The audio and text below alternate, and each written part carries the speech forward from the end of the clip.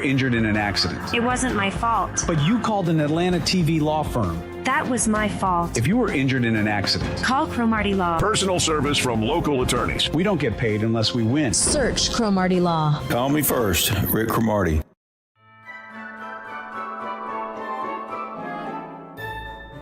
Greetings everyone, Cash Money Mike here with World's Finest Chocolate. Merry Christmas, Feliz Navidad, and make sure you keep Christ in Christmas. Remember the reason for the season, and that is love, forgiveness, grace. And if you ever need chocolate, please give me a call. Scan the QR code, and adios.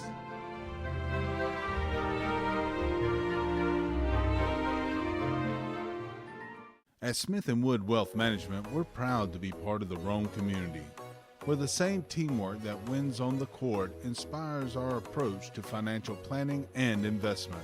Just like a great basketball team, success starts with a solid game plan. The Smith & Wood financial planning process centers on understanding your unique goals and creating strategies that balance enjoyment today with preparations for tomorrow's challenges. Like a trusted coach, we provide insight and guidance so you can pursue your financial goals with confidence. We would love to work with you to build a game plan for the season ahead. I want to pass on everything that I do here. I mean, I love having my kids with me, learning from their dad. A lot of this stuff has been passed down from generation to generation. Yeah, things have changed over the years to make life easier, but still, some stuff you do, it's great to pass on to your kids.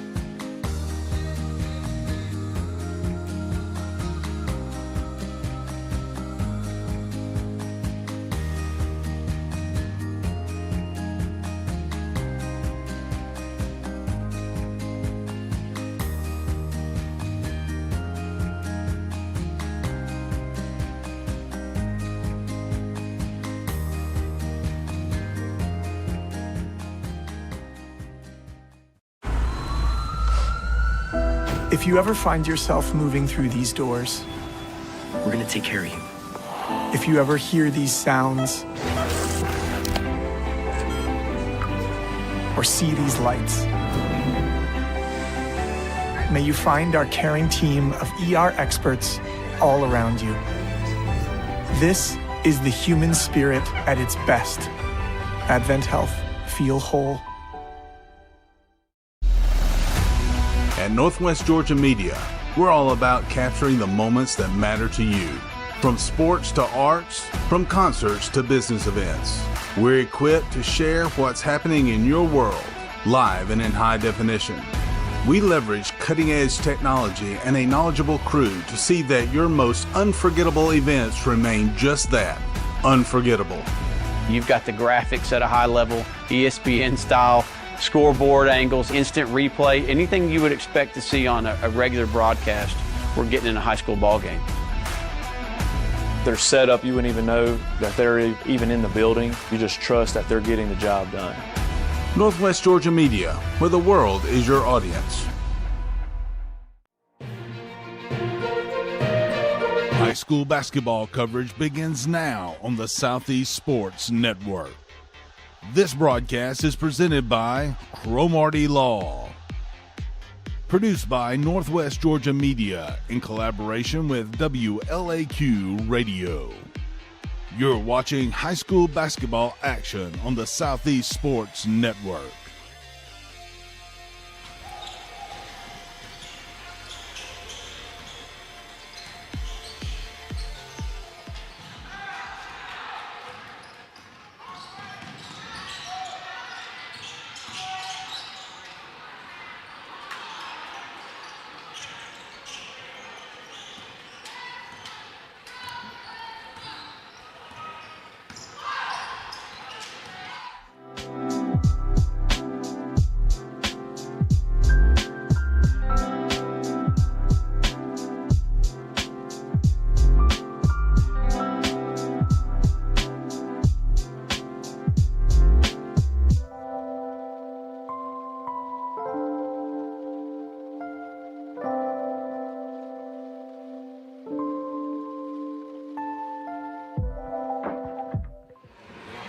Yes, sir. We are live and with you here from Shorty University inside the Winthrop King Center. I am Matt Davis alongside Grayson Atkins to bring you the call of the girls championship, which is going to be a little bit delayed tonight. We'll go ahead and let you know that out of the gate because the third place boys game is running a little bit long here.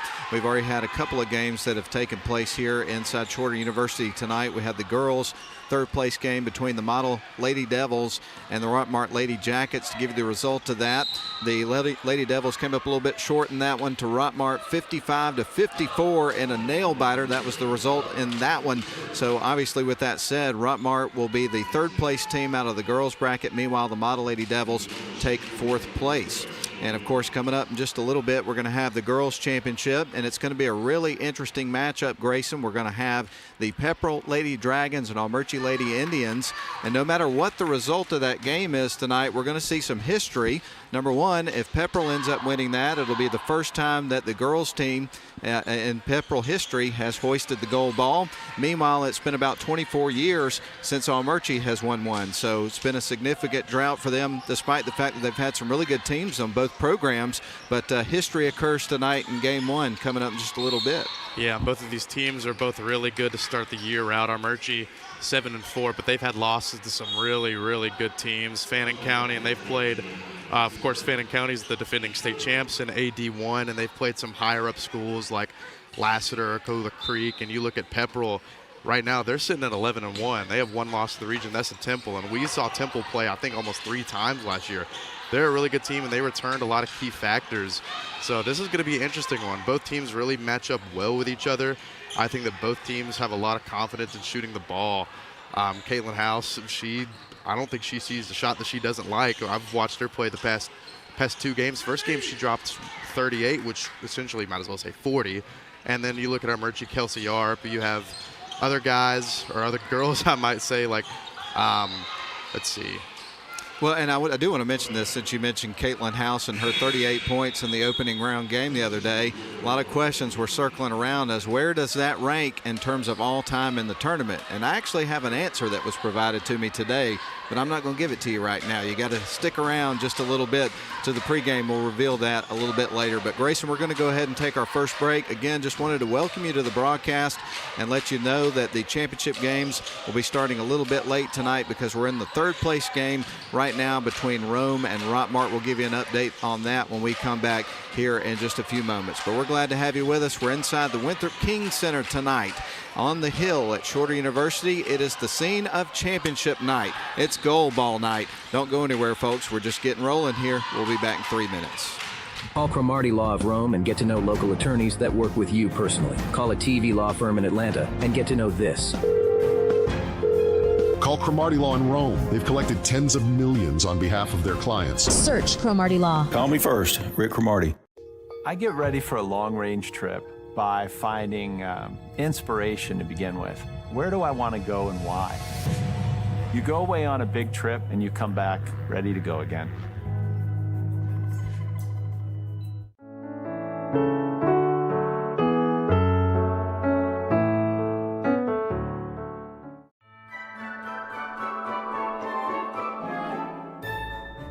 Greetings everyone, Cash Money Mike here with World's Finest Chocolate.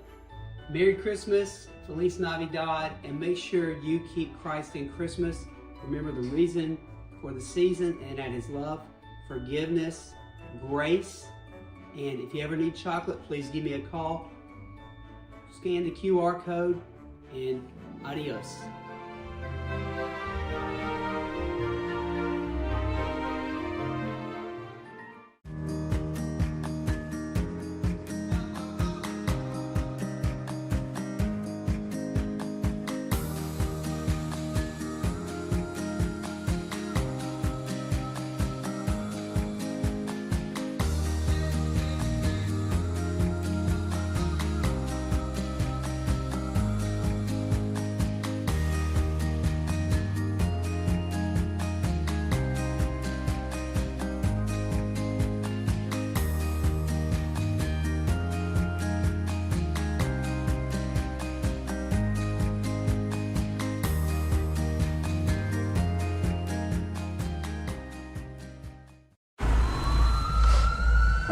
If you ever find yourself moving through these doors, we're gonna take care of you. If you ever hear these sounds or see these lights, may you find our caring team of ER experts all around you. This is the human spirit at its best. Advent Health. Feel whole.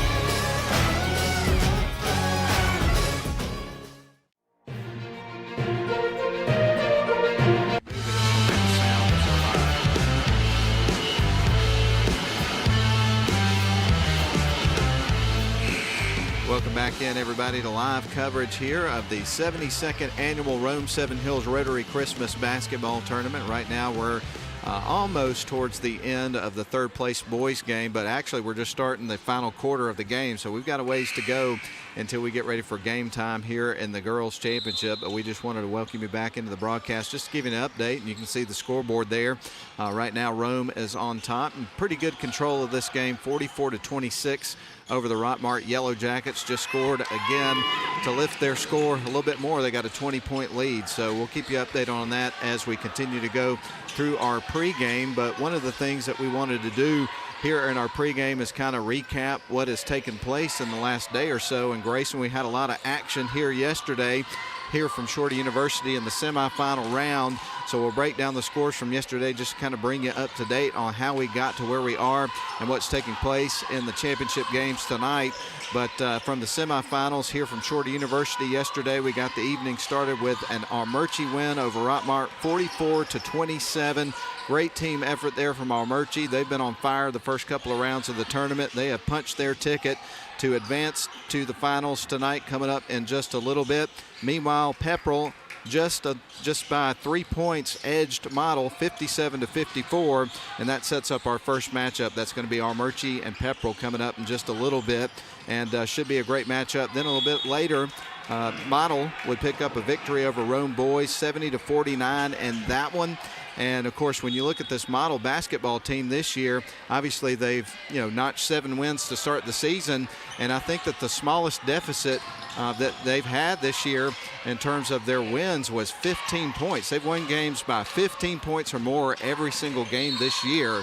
Now, the competition they're going up against today, that's going to be a different animal than what they've seen so far. They've seen some good teams, but not at the level as the Darlington Tigers. Yeah, you look at Darlington, they have a lot of key returners from last year, like DJ Hall, Brent Bell, but they have some newcomers as well. Joseph Oganyemi, 6'9" freshman. He plays very well for being a freshman, very mature for his size. He's really physical inside. Then you have guys like Christian Teasley who were there last year, and there's just a bunch of list of names that Darlington has. And it's going to be a challenge for Model, of course, going up against that kind of size. Obviously they don't have Chase Allen or Jeremiah Hurd anymore to kind of combat that, but this is certainly a different style of play than we've seen in years past. They play a lot faster than what I've noticed, and Shaden Woodley and Bryson Denson are going to score the ball at high clips, so that's going to be something to keep an eye out in this game. Oh, no question about it. I certainly suspect we're going to see a lot of scoring in that basketball game. We'll see if that holds up. And we saw a lot of scoring last night with the Darlington Tigers over a team we're watching right now, the Rockmart Yellow Jackets. Darlington would win their semifinal game by a final score of 114-42. They had over 70 points in the first half alone. And then for the second half of the game, obviously because of the mercy rule, you had shortened third and fourth quarters at 6 minutes apiece. So if they'd have played regulation for the duration of that game, there's no telling how many points they would have picked up. I've never seen anything like it. I've never seen anything like it, except I remember one time, I think when I was in early middle school, maybe later elementary school, I think I lost by 70 in rec league one time. But I think that this Darlington team is deep, and they're certainly going to be a big test for anybody, especially in Northwest Georgia. They have so much depth; it's insane. They will put guys 5 in, 5 out. They have a lot of guys that they can look to score the ball, and they move the ball really, really fast. So with all that to say, that should be a really interesting matchup coming up in the nightcap as we look to conclude the tournament tonight here from Shorter University. So a lot of basketball ahead. Do want to mention that, of course, video sponsors tonight. You've got presenting sponsor Cromartie Law. Also replay, when we get into that a little bit later, is going to be brought to you by Smith and Wood Wealth Management. Also along providing video coverage sponsorship, you've got Mathis True Value Hardware, World's Finest Chocolate, Advent Health Redmond, and the Herb Shop on Broad. On the radio end of things today, we've got Harbin Clinic and Atrium Health Floyd.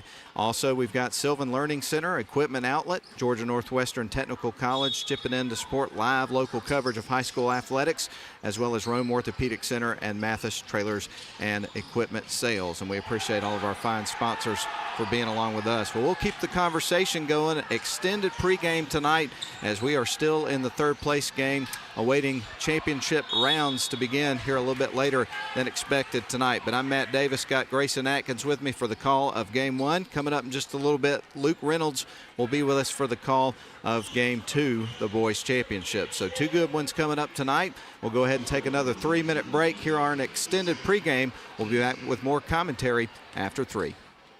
If you were injured in an accident, It wasn't my fault. but you called an Atlanta TV law firm. That was my fault. If you were injured in an accident, Call Cromartie Law. Personal service from local attorneys. we don't get paid unless we win. Search Cromartie Law. Call me first, Rick Cromartie.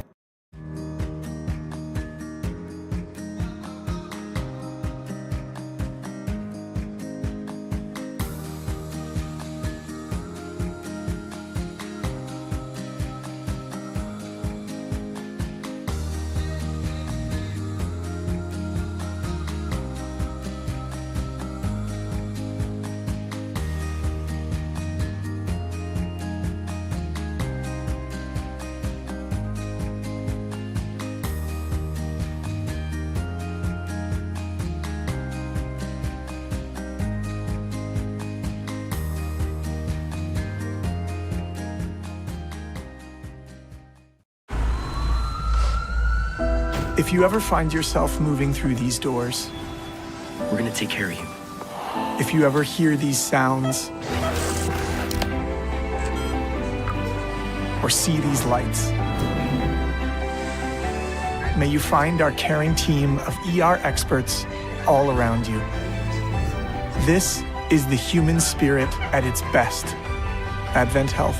Feel whole.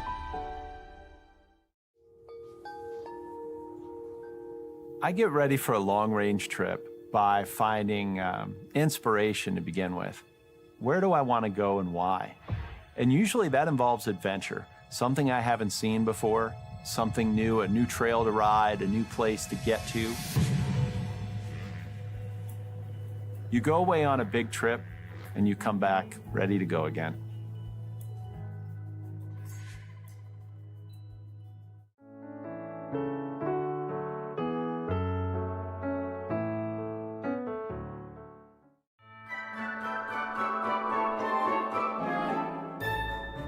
Greetings everyone, Cash Money Mike here with World's Finest Chocolate. Merry Christmas, Feliz Navidad, and make sure you keep Christ in Christmas. Remember the reason for the season, and that is love, forgiveness, grace. And if you ever need chocolate, please give me a call. Scan the QR code, and adios.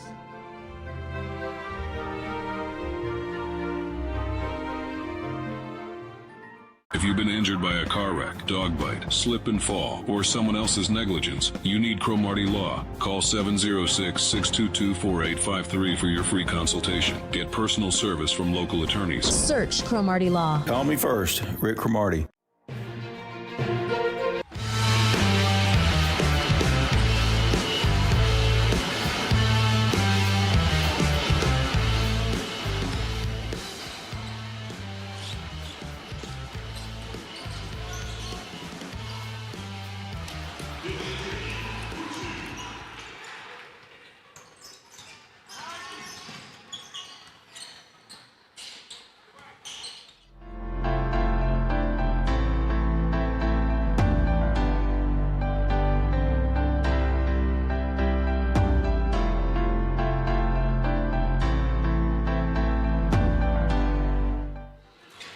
Welcome you back into the pregame show as we get ready for the championship round to begin here in just a little bit. We're going to be running behind. Obviously, the championships are supposed to start at 6 o'clock and 7:30, but the first couple of games have run a little bit over, so it looks like we're going to be starting the championship probably no earlier, I would say, than 6:15 or maybe 6:20. And we'll see what happens. But we still have 3 minutes and 25 seconds left of the third place boys game. Right now, Rome is still in control of this one. 51-33 is the score with Rome up over Rockmart. This is the 72nd annual Rome Seven Hills Rotary Christmas Tournament, and super excited to be here. A little bit of gold ball history for you in case you were wondering who has the most gold in the trophy case at the school. And we can tell you that on both sides. It's the same answer, the Rome Wolves. The Rome Wolves, as far as the boys bracket is concerned, they picked up 11 over the course of history. Grayson, their last one was last year in 2024. Before that, it was 2018. And then again, you know, since the school came into existence in 1992, they have picked up 11 gold balls. Another interesting part of that, obviously, is that in 1992, that was the first year of Rome High School. Before that, it was split between East Rome and West Rome before those two schools combined. For people that are new to the area, obviously people who have been here for a while, they know that. But East Rome is number 2 in gold balls. They had 9 spanning from 1991 back to 1960. And then West Rome back in the day had 5, 1987, 1985, 1981, 1975, and then 1973. So kind of an interesting fact there. Now on the girls' side, the most gold balls in history, well, as we mentioned to you earlier, that is also Rome. And the last one that they had was back in 2023, and that was in the midst of a 4-peat. Last year they were going for the 5-peat, came up a little bit short there, but they had won 4 years in a row going into last year's tournament. So a little interesting fact there. And then, of course, Model is right behind Rome with 14 gold balls. So thought y'all might find that a little bit interesting tonight. Yeah, it definitely is interesting. And both of those teams aren't in this championship round, which it seems weird to say the Rome girls aren't in this, but obviously, you know, it's going to be history either way that we look at this. You mentioned it a few minutes ago in our little pregame segment. For Armuchee, it'll be the first time in 24 years, and for Pepperell, it'll be the first time. So, you know, 2025 is going to be a year of history for both of these squads. Whichever one comes out on top, we'll find that out pretty shortly. Absolutely. Well, folks, we are glad to have you with us. We're still awaiting the ending of the third place game. Rome is up 55-34. They've been in control of this one for a good part of this basketball game. So they look to be the third place team in the tournament, and Rockmart will end up being fourth as far as that is concerned. But again, running a little bit behind here, so we're going to go ahead and recognize the crew, and then we'll take another break. But the crew that's involved in the broadcast tonight, certainly want to give them their due because they are working hard tonight already, getting set up for the next ball games that we have for you. But on mid-court cameras tonight, you're going to have Afton Taylor and Bennett Abernathy. Also, sideline cameras will be Clay Hardiker and Miracle Lilly. Replay is Nathan Patterson tonight. Mike Garrett is the director. I'm Matt Davis with play-by-play. Color commentary from Grayson Atkins tonight. And, of course, back at Command Central down at WLAQ, which is not that far from here, just a couple streets over. We've got Lynn Butler, who is manning Command Central, back in the studio, and we appreciate that. So got a full crew tonight. We got a lot of basketball action coming up for you on the airwaves of WLAQ and also on the live stream produced by Northwest Georgia Media. We'll go ahead and take another break, and we've got 1 minute and 47 seconds left of the third place game. Rome is up 57-34 in the boys bracket. We'll step out for 3 minutes. We'll come back for more, and perhaps we'll have the end result of this game when we come back in 3. If you've been injured by a car wreck, dog bite, slip and fall, or someone else's negligence, you need Cromartie Law. Call 706-622-4853 for your free consultation. Get personal service from local attorneys. Search Cromartie Law. Call me first, Rick Cromartie. At Smith & Wood Wealth Management, we're proud to be part of the Rome community, where the same teamwork that wins on the court inspires our approach to financial planning and investment. Just like a great basketball team, success starts with a solid game plan. The Smith & Wood financial planning process centers on understanding your unique goals and creating strategies that balance enjoyment today with preparations for tomorrow's challenges. Like a trusted coach, we provide insight and guidance so you can pursue your financial goals with confidence. We would love to work with you to build a game plan for the season ahead. Yeah, things have changed over the years to make life easier, but still, some stuff you do, it's great to pass on to your kids.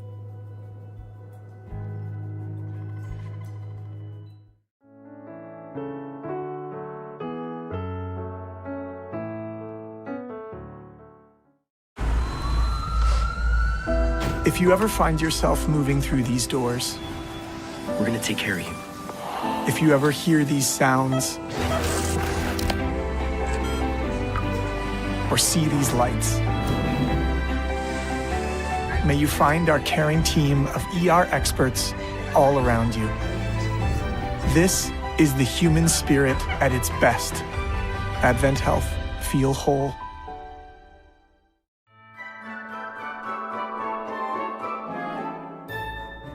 Greetings everyone, Cash Money Mike here with World's Finest Chocolate. Merry Christmas, Feliz Navidad, and make sure you keep Christ in Christmas. Remember the reason for the season, and that is love, forgiveness, grace. And if you ever need chocolate, please give me a call. Scan the QR code, and adios.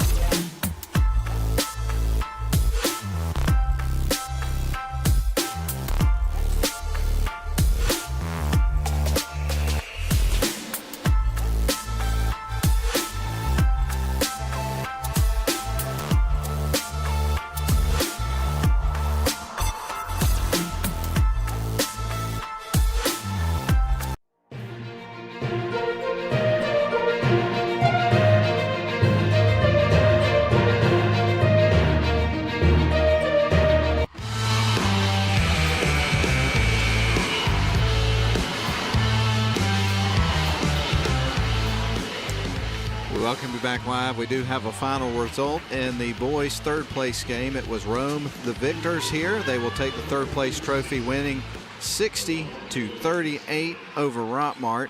So we have a couple of games that are in the books here, and we will now officially start our pregame for the girls' championship. Welcome in, everybody. I'm Matt Davis alongside Grayson Atkins as we bring you coverage of the championship round of the 72nd annual Rome Seven Hills Rotary Christmas Basketball Tournament. Super glad to be with you tonight. It is a special night, and to say that the gold ball at the end of the tournament is highly coveted would be an understatement. These teams put a lot of effort and emotion into the tournament and over the last couple of days to just have the opportunity to play for it. You got to win 3 games in 3 days, and one of the things that's always interesting at the end of the night, whether it's the girls game or the boys game, is to watch the joy on the team that wins and then also the sadness on the team that loses. It's always a very emotional moment for both sides, and you can't have one without the other. It means a lot, is the point. Yeah, and I remember last year when our girls lost to Calhoun, there were a lot of I wouldn't say sad faces, but certainly disappointed whenever they lost to Calhoun. So it's a very emotional tournament. Of course, one team can only come on top every year, which is like every tournament.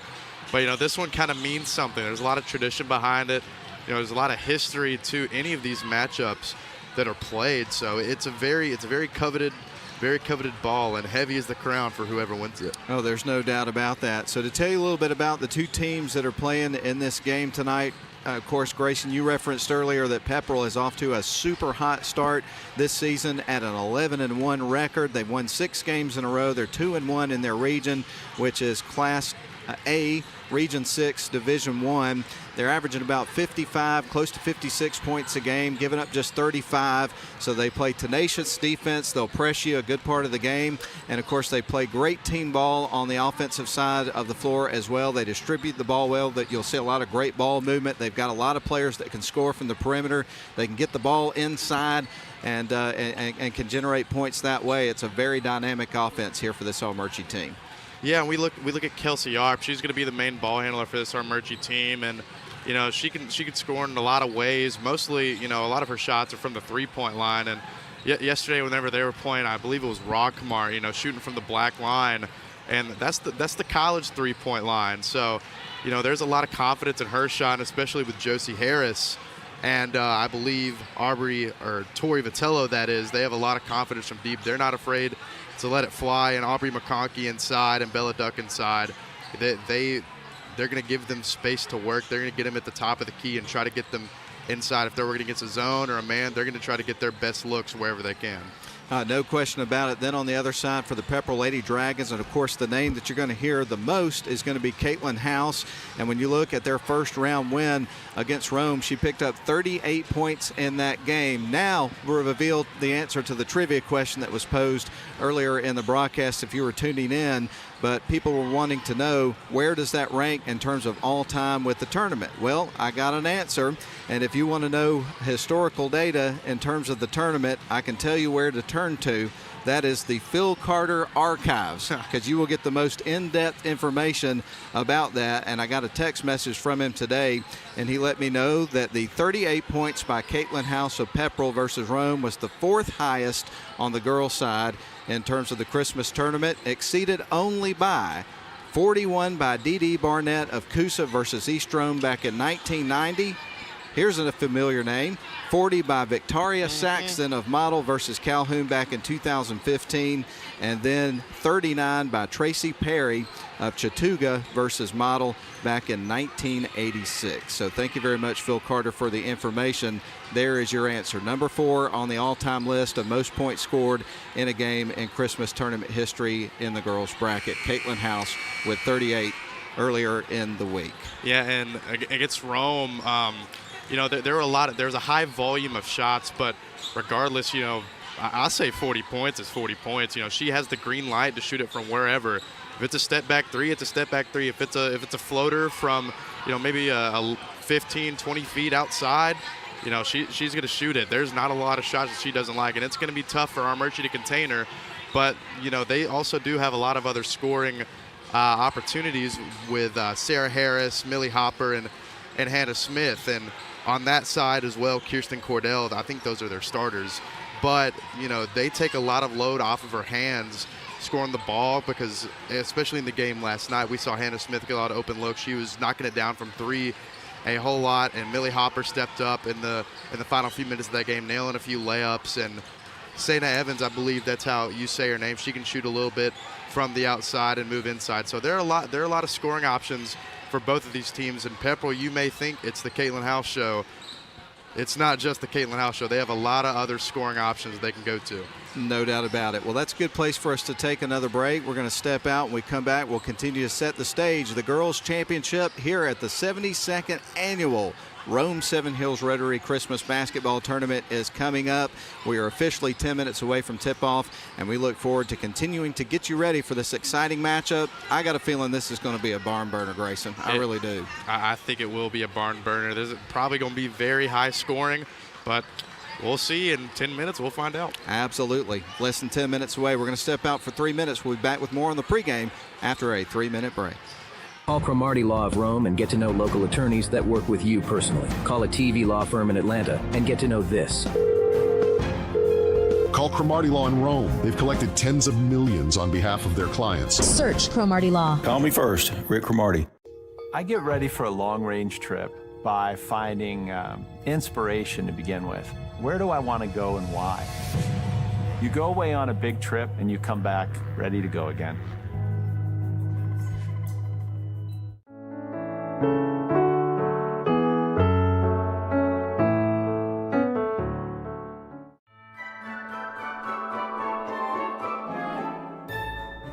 Greetings everyone, Cash Money Mike here with World's Finest Chocolate.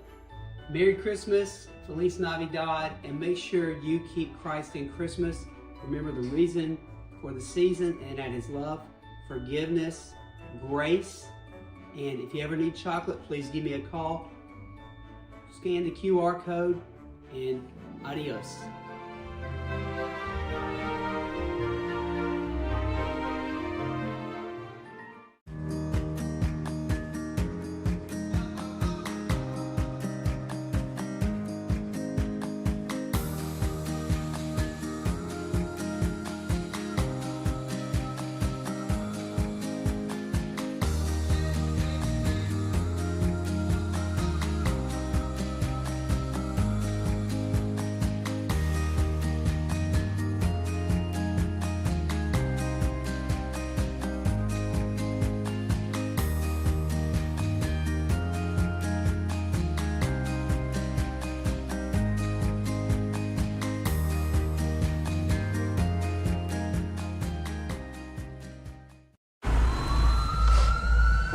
If you ever find yourself moving through these doors, We're gonna take care of you.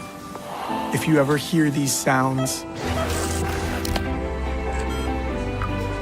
or see these lights, may you find our caring team of ER experts all around you. This is the human spirit at its best. Advent Health. Feel whole.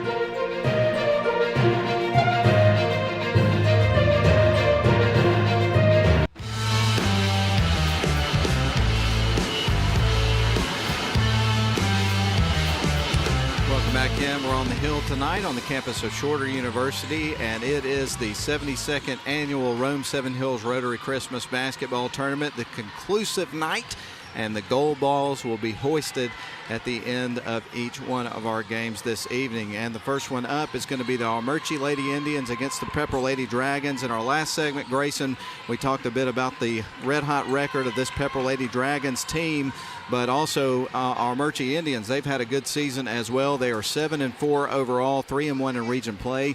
They play in Region 7 out of Class A Division I, averaging close to 48 points a game, giving up just 41. They've won 3 games in a row, and they have built a lot of momentum in this tournament. They are definitely going to be a tough team to take down to get the gold ball.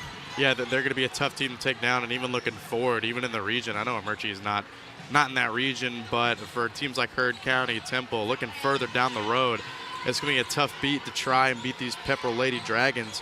Even though Temple already beat them, it's still going to be really tough just because the way they can stretch the ball out and find different ways to score other than Caitlin House. And she's 1,000-point scorer, so she has the green light.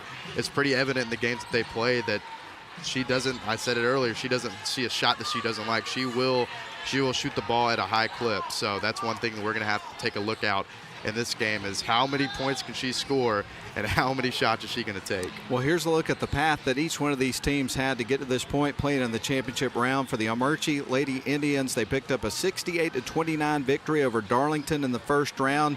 In that particular game, Grayson, Josie Harris notched a game-high 23 points, had 5 threes in the game. And, of course, we were talking about Kelsey Arp earlier. She had 12 points in that game. Vitello came in, had 17 points as well versus Darlington. So, to your point, you had 3 players in that game that were in double figures. They have the ability to spread the ball around and get production in terms of offense from different places on the floor. Yeah, and against Cromartie, they did a good job at spacing that ball out a whole lot there, moving the ball inside and out. And that's exactly what we're going to see tonight from this Armuchee Lady Indians team. They're not just going to shoot the 3 ball like a lot of teams are. They're going to space it out. They're going to want to go inside. They're going to go inside and out. If the 3 ball's not there, they're going to be able to get looks inside. And to your point on that particular game, the semifinal victory for Armuchee was over Rockmart, 44-27, and Armuchee would have 8 players that got in the scorebook, including 2 players that were in double digits. Kelsey Arp with 10. Tori Vitello had 11 in that game. Just behind with 9 points was Josie Harris, but it was a great team effort, again, sharing the ball and picking up the victory. Meanwhile, the Pepperell Lady Dragons beat Rome 56-48 in one of the more entertaining games that we've seen in the tournament, because I know Rome graduated a lot of players from last year, but they still retain a lot of talent, and that was a big challenge that I think actually helps Armuchee to have a tough test there in the first round, kind of get dialed in, survive that, move on, and then they picked up the close victory. Pepperell did, I'm talking about, over Model 57-54. So anyway, they've had a couple of tough games here in the tournament, and I think that helps them in this matchup against Armuchee. Yeah, and in that game against Model last night, Pepperell almost let it slip away at the end. There was a shot attempt by Sasha Wood with, I think, about 10 minutes, or maybe not the exact shot you wanted in that situation, just because it was deep and you had 10 seconds or so left on the clock. But Pepperell did a good job closing out. They made their free throws when it mattered. And I said earlier, Millie Hopper came up really clutch in those late game situations. They were in control for most of the game. I think They had the lead for the majority of the game. I think Model's closest deficit was maybe 2 or 3 points, and that was in the first quarter up until the fourth quarter. So it was a really competitive game. And Grayson, to your point on that, Millie Hopper down the stretch hit 6 free throws that really helped Pepperell lift themselves to victory in that basketball game that got them in the goal ball round. So yeah, she came up really clutch at the end for sure. And Model, obviously we're looking at some tough injuries for them, but at the end of the day, Pepperell ended up pulling it out, and as you said, and as we're going to say all game, here they are. Well, folks, we're going to take one more break, then we're going to come back, have the national anthem, give you the starting lineups, then it'll be go time. We've got the goal ball round starting up in 2 minutes. Let's step out for a minute and a half down the line. We'll come back. As I mentioned, we'll get things rolling inside the Winthrop King Center on the hill at Shorter University. We'll be back.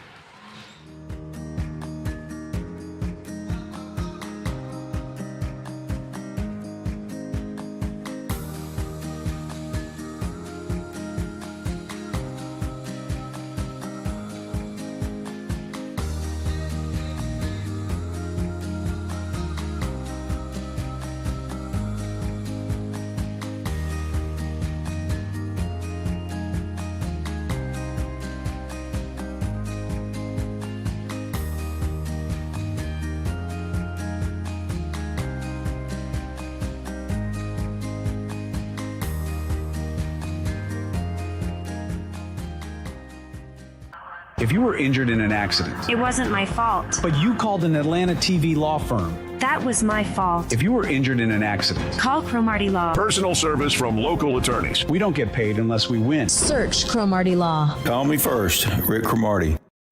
I get ready for a long-range trip by finding inspiration to begin with. Where do I want to go and why? You go away on a big trip and you come back ready to go again.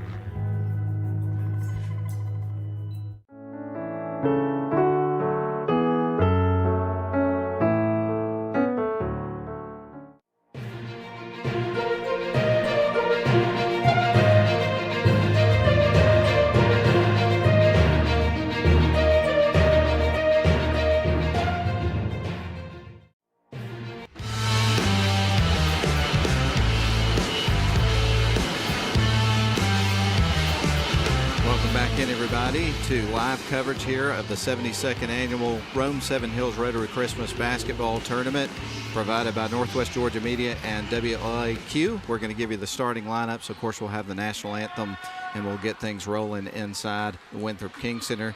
And of course, one of the things you're going to notice over the crowd mic tonight, they got a celebrity who is on the PA tonight. Larry Gardner from the Rome Emperors is here tonight, and that's one of those voices that stands out no matter where he goes.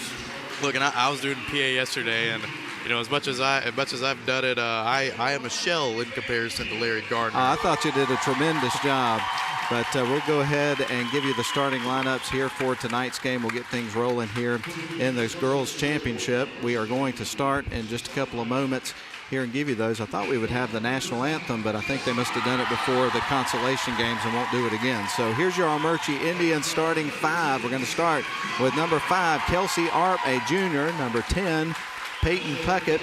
She is a senior. Number 11, Josie Harris. She is a junior. Then you'll have number 14, Aubrey McConkey. She is a junior as well. And then rounding out the starting 5 here tonight for the Armuchee Lady Indians is going to be sophomore, number 21, Tori Vitello. Their head coach, she's a senior, yes, right? She's a senior. Thank you. I wrote that down wrong in my scorebook. Apologize for that. The head coach of the Armuchee Lady Indians is Michelle Arp. Has done a great job throughout her tenure at the helm of the Armuchee Lady Indians. Has done a great job with this group. She's got a very strong team this year, no question about it. Pepperell Lady Dragons, here are their starting 5. Number 2, Caitlin House. She is a senior. Number 3, Hannah Smith, a senior as well. Number 12, Sarah Harris, a junior. Number 14, Millie Hopper, a freshman. And rounding out the starting 5 here for the Pepperell Lady Dragons is going to be Kristen Cordell. And, of course, the head coach of the Pepperell Lady Dragons, doing a great job with this squad for a long time, is Emily Clater. And, again, they come into the game 11-1, 2-1 in region play. Meanwhile, Armuchee is 7-4 and 3-1. And that's your starting lineups. There's only one thing left to do as we get ready to go. Let's get this thing tipped off and get a championship underway. Yeah, let's get this thing started. And I kind of anticipated this matchup a few days ago. I figured, these teams are eventually going to be on a course to play each other. These teams are really deep. These teams have a lot of scoring options. So I think that they were on a collision course for tonight. Well, folks, we've got just about a capacity crowd. Folks are lined up around the rafters. It's going to be a great atmosphere, and I've got a feeling this is going to be one of those games that could go down to the final minute. So let's get it rolling. 2 players in the circle, House for Pepperell, and then for the Armuchee Lady Indians, you've got McConkey, and we're underway. The tip is going to go to the Lady Dragons. They'll open up on offense. Hannah Smith is going to bring it out of the backcourt, dribbles off to the left wing side, now backs up between the circles, fires it up to the top of the key. Now right wing side they go, and a traveling called against Pepperell out of the gate. That'll be a turnover. It's coming to the Lady Indians for the first time of the ball game. You can already tell there's a lot of energy in this matchup. Armuchee's playing tight man-to-man coverage and denying the ball any chance that they can get. So a lot of high energy here already, and we're only 15 seconds in. Vitello with it, going to send it to Arp. Arp, cross-court pass, gets away from her, and it is going to be kept in bounds. Nope, she went on the sidelines as she was trying to pick it up off the floor. And I think what you're seeing here, Grayson, obviously they played a couple of games in a row, but tonight is different. It's for the gold ball. There's a lot of nerves coming into this game. May take a couple of possessions here for teams to settle in. Maybe a little more than that. We'll see. But right now, Pepperell the ball, fires the 3, and it is through. That is Sarah Harris knocking down the first bucket of the game, and it's a biggie, the tray. Like I said earlier, it's not just the Caitlin House show. They're going to get a lot of looks, not just from inside, but they can shoot the ball. Art down low to McConkey. McConkey off the glass. That one is through. First bucket of the game for Armuchee. It's 3-2, a 1-point ball game. Pepperell across the timeline, works up towards the top of the key, now left, ball poked free, but it stays with Pepperell. They'll retain possession. Now back out to Hannah Smith. Smith fires right, now goes to work inside, drives to low block, kicks out to the right wing side to Cordell. She will back her way into the paint, challenges underneath, got it to the rim, it rattled off and went out of bounds, and Grayson, it's coming back to Armuchee. Yeah, it looks like Pepperell's going to be back in this press. Looks like a 1-2-1-1. Just a lot of upfront pressure, just to try and keep the shot clock going down. So Armuchee will pass around the pressure. Here's McConkey, bounce pass underneath. Puckett puts it up, can't get it to go, and the ball ricochets out of bounds, but it's staying on this side. They're relying on this upfront pressure for Pepperell in this full court press. And once Armuchee gets the ball past the half court line, there's a lot of opportunity because of the one person that's going to be back. Inbound pass to McConkey from Arp, can't get it to go. Second look won't fall for Vitello. They get it out around the perimeter. Here's Josie Harris, now to Puckett, right wing side. Arp thought about the 3, had 2 defenders on her, goes with the runner, misses the shot. Rebound goes to McConkey. Harris fires the 3, and it is in. Josie Harris in her first bucket, and Armuchee's out to a 5-3 lead. Pepperell goes back the other way. They'll back up between the circles, set up their half-court offense. Gonna bounce it out up top. Right now dribbling with the basketball is Sarah Harris for the Lady Dragons. Now she works her way out towards the right wing side, backing her way in, and she traveled, I believe. Turnover for Pepperell. It's coming back to Armuchee as they try to grab the early momentum. And Armuchee's doing a good job breaking this press. So Pepperell's going to try and drop back and go into a little bit of a half-court press, sending Caitlin House up front. Arp going to work quick, sends it left wing side. Get it into the corner, now back up top. This is going into the backcourt, tracking it down as Puckett, and that'll be a backcourt violation coming back to the Lady Dragons. Just the errant pass right there, and those are those things you don't want to see, but you'd rather have it happen early than late. 100%. So the Lady Dragons set to inbound the basketball. They will survey the floor, try to find the open player. They're going to the backcourt, gets it to Kirsten Cordell. And now bringing it out of the backcourt. Well, nope, stolen away. Here's Puckett, one-on-one underneath, misses the shot, and the ball is out of bounds. Let's see which direction the official points. It's coming back to Pepperell. Now it looks like Armuchee's going to go into a full court man, just trying to deny the ball and try to take players away from getting the ball up the floor. And so Pepperell brings it back the other way. Millie Hopper with it across the midcourt stripe, across the Hawk head here at Shorter University. Lost the handle on it, sails out of bounds, but it must have been poked free by one of the Armuchee players. because it's staying on this end. Armuchee fans protesting the call a little bit in the student section. And now Pepperell inbounds the ball. They get it to Cordell on the right wing side, and another whistle. I think this is going to be a foul against Armuchee's ARP, unless I'm badly mistaken. We'll see. It may have been away from the ball.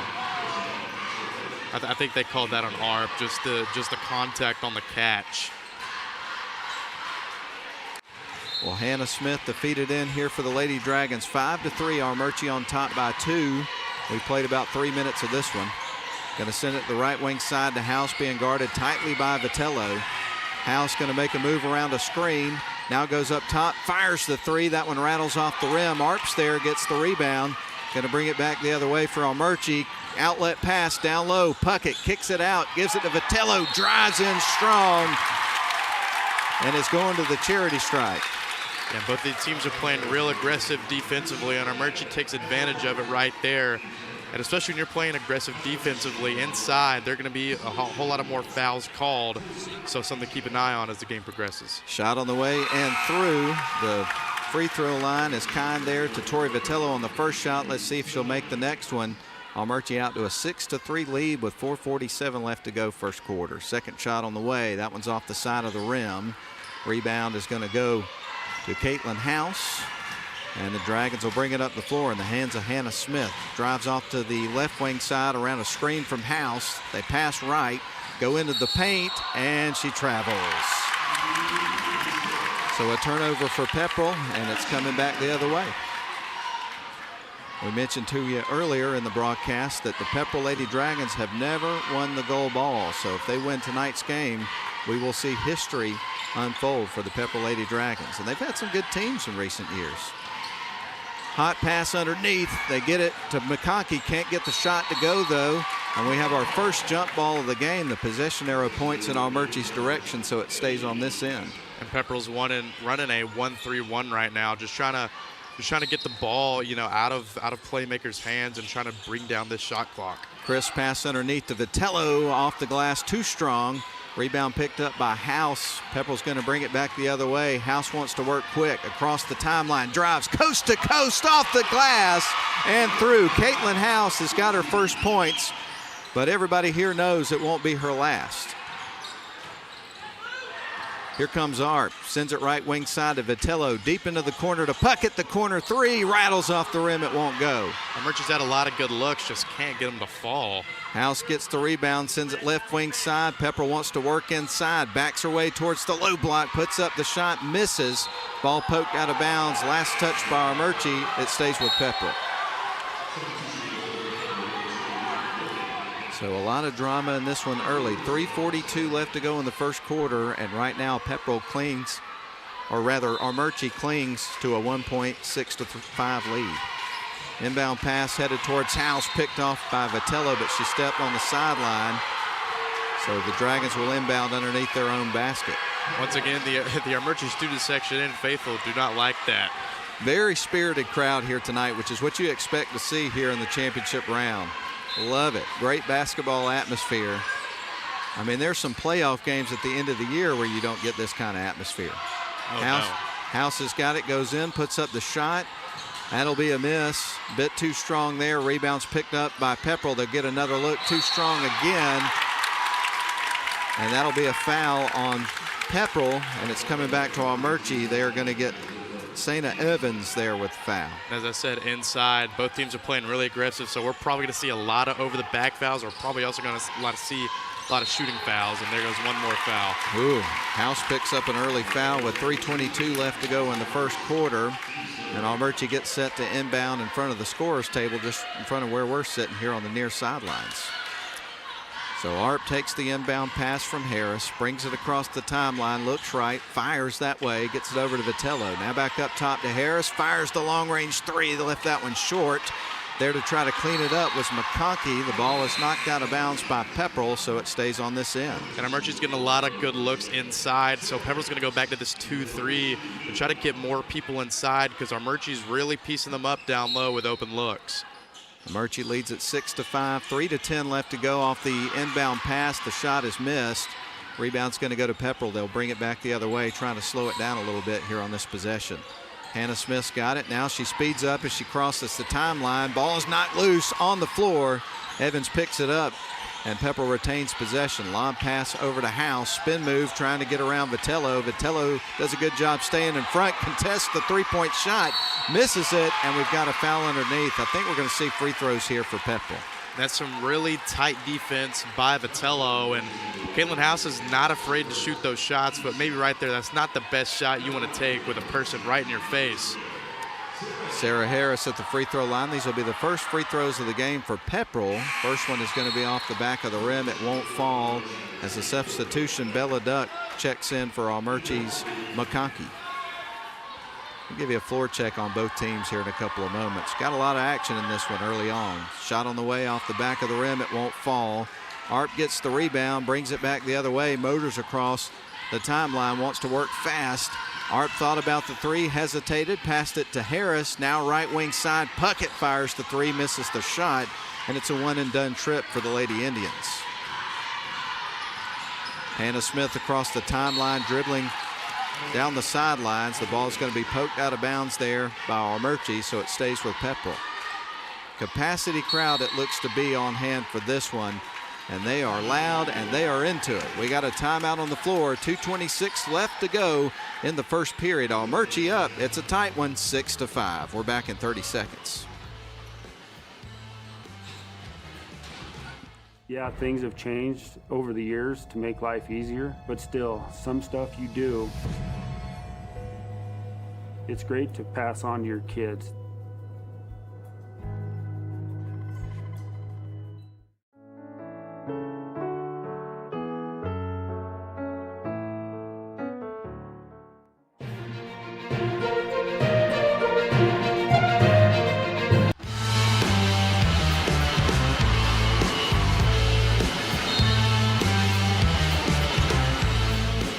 Set to inbound the ball out of the break. Right now at the top of the key, they'll drive towards the low block, a heave towards the bucket. It won't go. She gets her own rebound, though. That was Harris, puts up another one. Coming out with it was Arp. Pass underneath a bucket and kisses it in off the glass. Great sequence for the Indians there. Nice pass from Arp and the finish from Puckett. That was a great pass, Dylan. That was a high-level pass. Just get it right through the defense up over the top. And it leads to 2. Ball stolen away by Puckett. And a whistle is going to go against number 3, Hannah Smith for Pepperell. So we'll get ready for Armuchee to inbound the basketball with just under 2 minutes to play here in the first quarter, with Armuchee leading the basketball game 8-5. And there's the inbound pass from Harris. She gets it into Arp. The floor general there. Stops, fires it to the near side. Nobody picked up Puckett. Decided not to shoot the three. Here's Harris. Now back over to Arp. Long range three between the circles. Misses that shot by Hare. And House comes down with a rebound for Pepperell. Goes back the other way. Going to fire the long range three on the other side. Left that one short. Both teams shooting from deep here on the last couple of possessions. Here's Arp, spins around, kicks it out. There's a three, and it is through. That is Puckett hitting another bucket there. She's got 5 points in the ball game, and Armuchee out to 11-5 lead.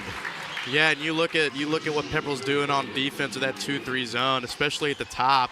You know, those two people are going to be spaced out, trying to prevent some passes, and right there they didn't pressure the ball well enough. And Kelsey Arp was just able to shoot it, and it was golden. That was a deep three too. That was almost at the Hawk. Just about, well, maybe a little bit shorter, but it was definitely far out. Inbound pass is picked off. Armuchee with the ball, goes up top. Vitello's got it. Now going to fire it right wing side to Harris.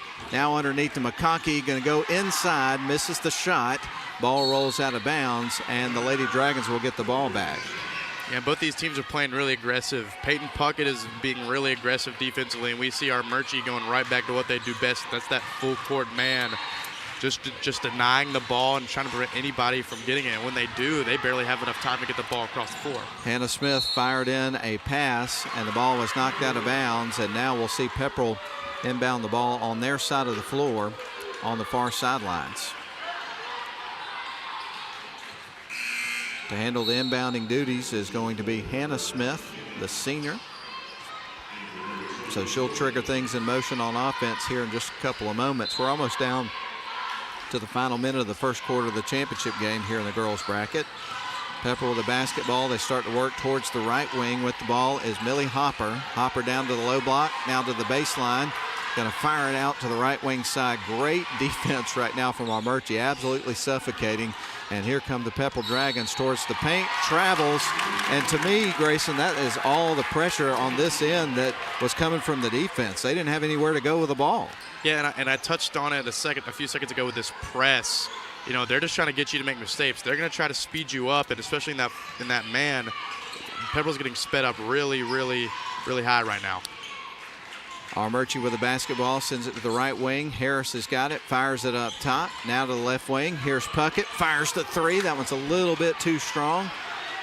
Ball goes into the backcourt. Last tip by Pepperell, and so Armuchee hangs on to the basketball. Right now with it is Harris. She works her way towards the right wing, gives it off to McConkey, who's on the outside. Now to Vitello. Vitello now on to Puckett. Going to fire it back to the right wing side. Pass was deflected, but McConkey was able to handle it. Here's Harris for three and through. Nothing but net. What a shot. And that is the end of the half, and that hit the rim. First quarter, you mean? Oh, that's exactly right. First quarter. Got a little excited there ahead of myself. But at the end of one, the Armuchee Lady Indians are up by 9, 14-5. We're going to step out for 1 minute. We'll come back for the second quarter after a 1 minute break. At Smith & Wood Wealth Management, we're proud to be part of the Rome community, where the same teamwork that wins on the court inspires our approach to financial planning and investment. Just like a great basketball team, success starts with a solid game plan. The Smith & Wood financial planning process centers on understanding your unique goals and creating strategies that balance enjoyment today with preparations for tomorrow's challenges. Like a trusted coach, we provide insight and guidance so you can pursue your financial goals with confidence. We would love to work with you to build a game plan for the season ahead. Call Cromartie Law of Rome and get to know local attorneys that work with you personally. Call a TV law firm in Atlanta and get to know this. Call Cromartie Law in Rome. They've collected tens of millions on behalf of their clients. Search Cromartie Law. Call me first, Rick Cromartie.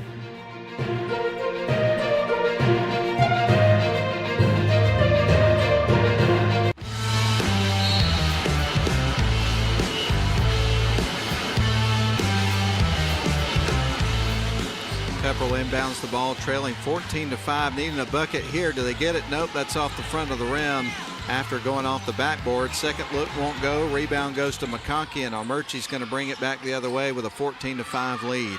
Here's Art, sends it to the right wing corner to Puckett. Cutting towards the basket was McConkey, takes the pass from Puckett, misses the shot, and Pepperell gets the ball going back. We're at a frenetic pace here. Here's House, little runner, won't go. Put back for Pepperell, hangs on the rim, falls off. Ball loose on the floor, and we got a tie-up. Possession arrow pointing in Armuchee's direction.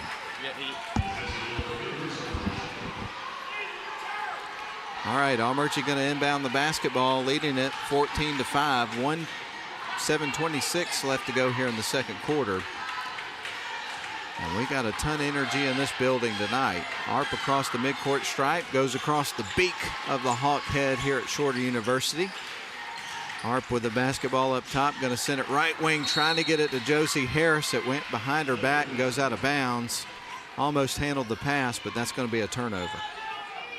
Another thing that Armuchee's doing really well, it looks like they're face guarding Caitlin House, so just trying to get the ball away from her at all times because she's deadly whenever she has some open looks. And here comes House towards the low block, spins around. Vitello all in her face, now kicks it out to left wing side. Back to House, jacks up a quick three and drills it. Now that was a big time shot, Grayson. And another thing you see from her, she's a volume shooter. She sees one goes in, she's going to shoot a whole lot more.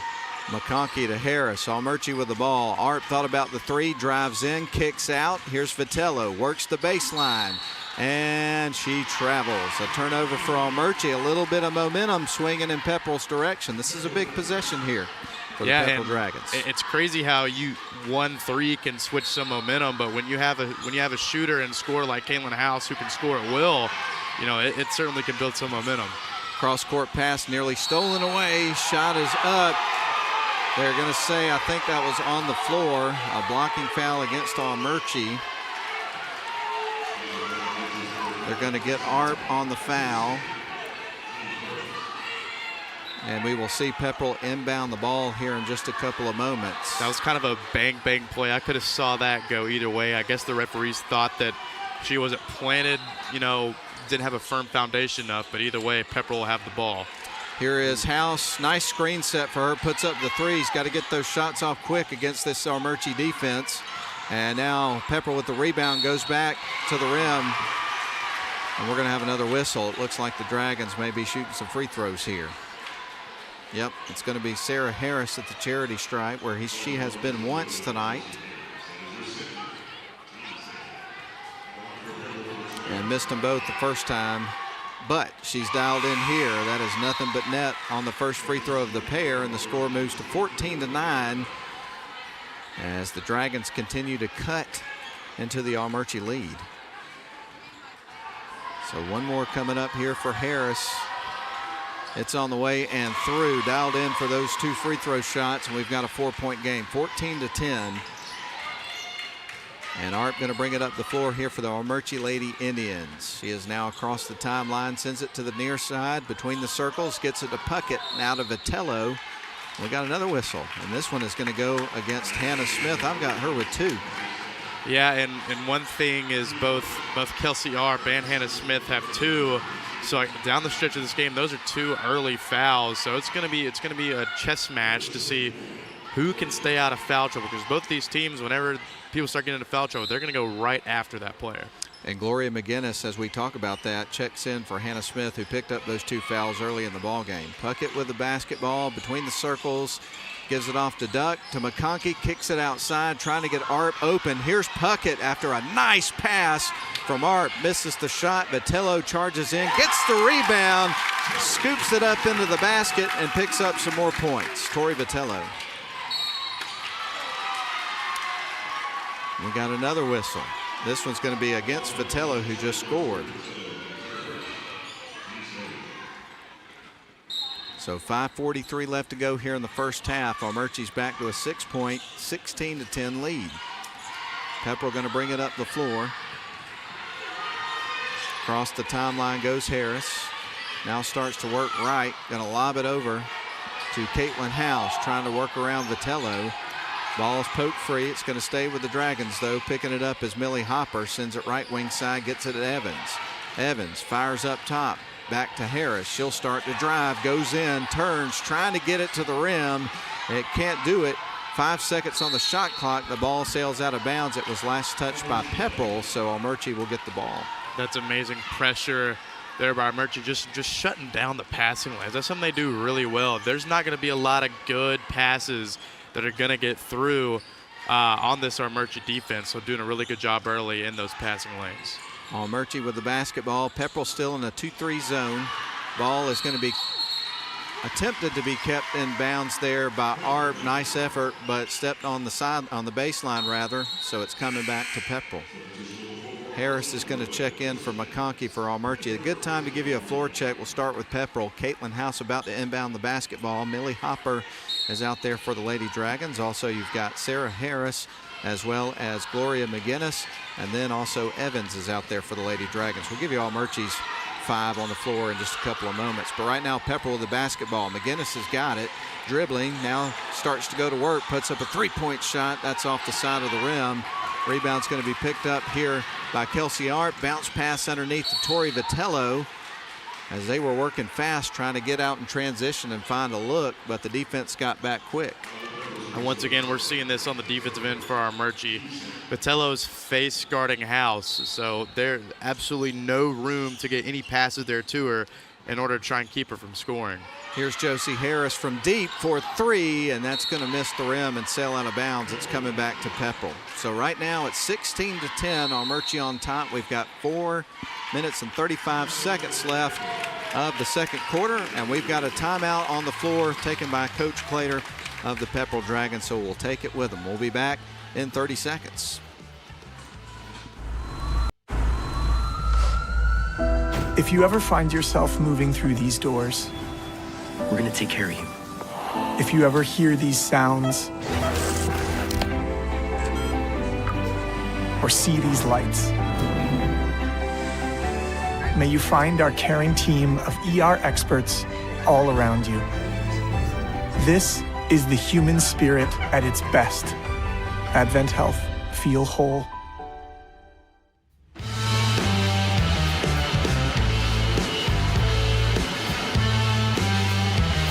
Welcome you back into live coverage of the 72nd Annual Rome 7 Hills Rotary Christmas Basketball Tournament. I'm Matt Davis of WLAQ Sports, bringing you play-by-play commentary. I'm joined by a former intern at WLAQ, Model High School graduate, and now a freshman at Samford University.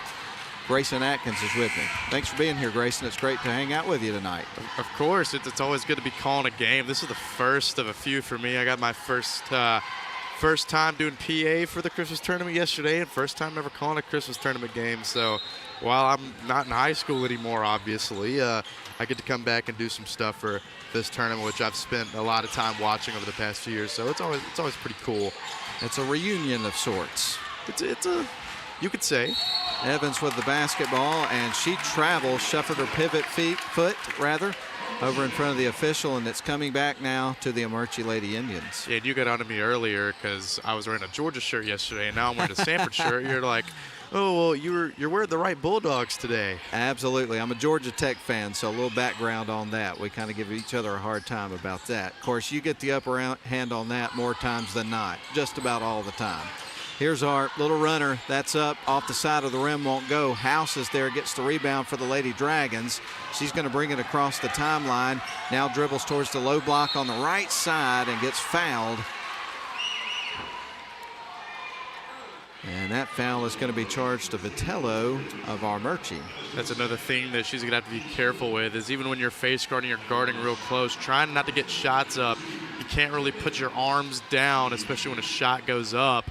So just, trying to be not necessarily less aggressive, but certainly mindful when somebody's going to shoot and how you contest. House shoots the first free throw. She is a clutch free throw shooter. Makes the first one. Nice touch. Gets ready for a second. And now the lead is cut to 5. Armuchee still on top, though, 16-11.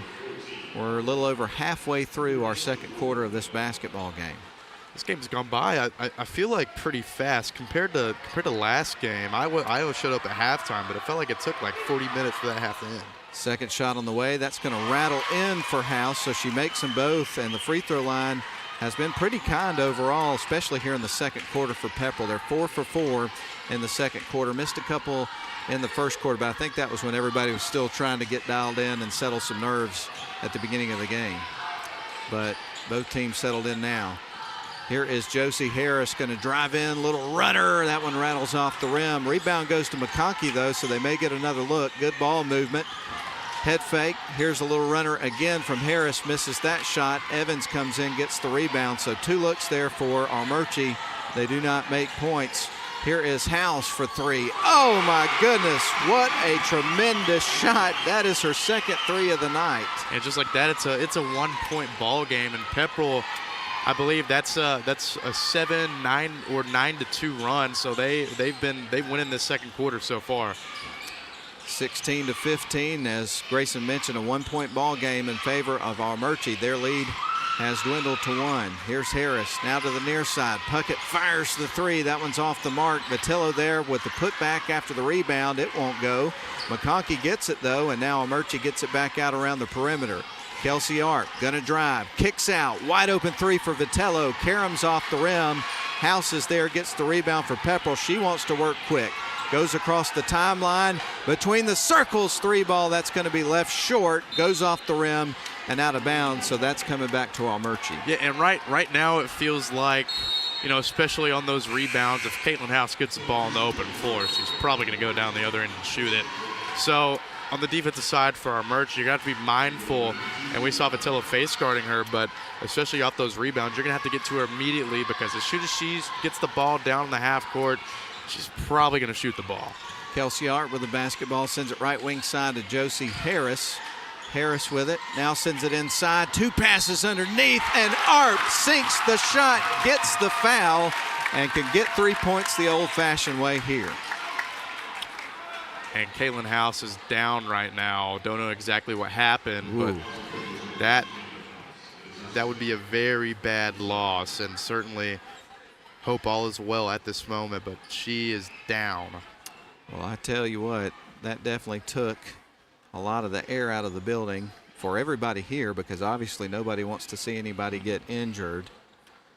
But especially for the Pepperell folks, as that young lady, Caitlin House, who's had just an unbelievable tournament, is on the floor right now being looked at by the trainer, of course. Coach Clater out there as well. So we will have a little bit of an injury timeout here. We're going to keep it here. It looks like she's going to get up pretty quick. So House is up, and it looks like she's kind of grabbing her shoulder, like the right shoulder here. So we will see. She's going to take a seat right now for a few moments, but you're right, it was pretty scary. That was really scary indeed. Certainly on that shooting shoulder, that's not exactly what you're looking at. Shoulder injuries, they can suck, because they can keep you out for a long time. Free throw coming up from Arp, and it caroms off the rim, so the score remains 18-15 in favor of Armuchee, up by 3 points. Across the timeline go the Pepperell Dragons. A nice spin move trying to get into the lane, lost the ball though. Now kicks it back up top, gets it over to Harris. Harris going to work around a screen. Now backs her way in. Loses the ball, but McGinnis picks it up, sends it right back to Harris. Underneath the basket, puts it up, rattles off the rim, and McConkey's there for the rebound. Fires it to Arp. They're going to work quick. Another bounce pass to McConkey. Puts it up, misses the shot, gets her own rebound, and punches it through. This is totally unrelated, but I remember I said suck a few seconds ago. I forgot that's an unwritten rule and announcing not to say that, so. And then you said it again, explaining that you said it and shouldn't have. Come on now, man. Yeah, you're right. Ball is knocked through by Harris.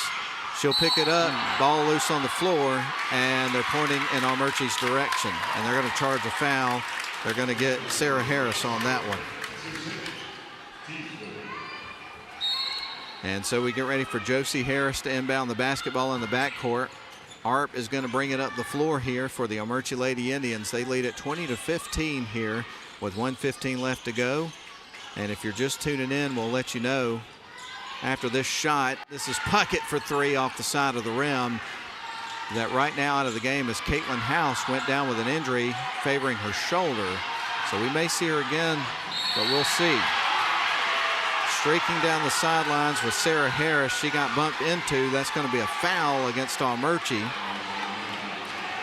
And, you know, obviously you don't want to see Caitlin House even in the crowd, or especially if you're Pepperell, but it'll be interesting to see if Armuchee gives a different look defensively now that you don't have the scoring threat to worry about.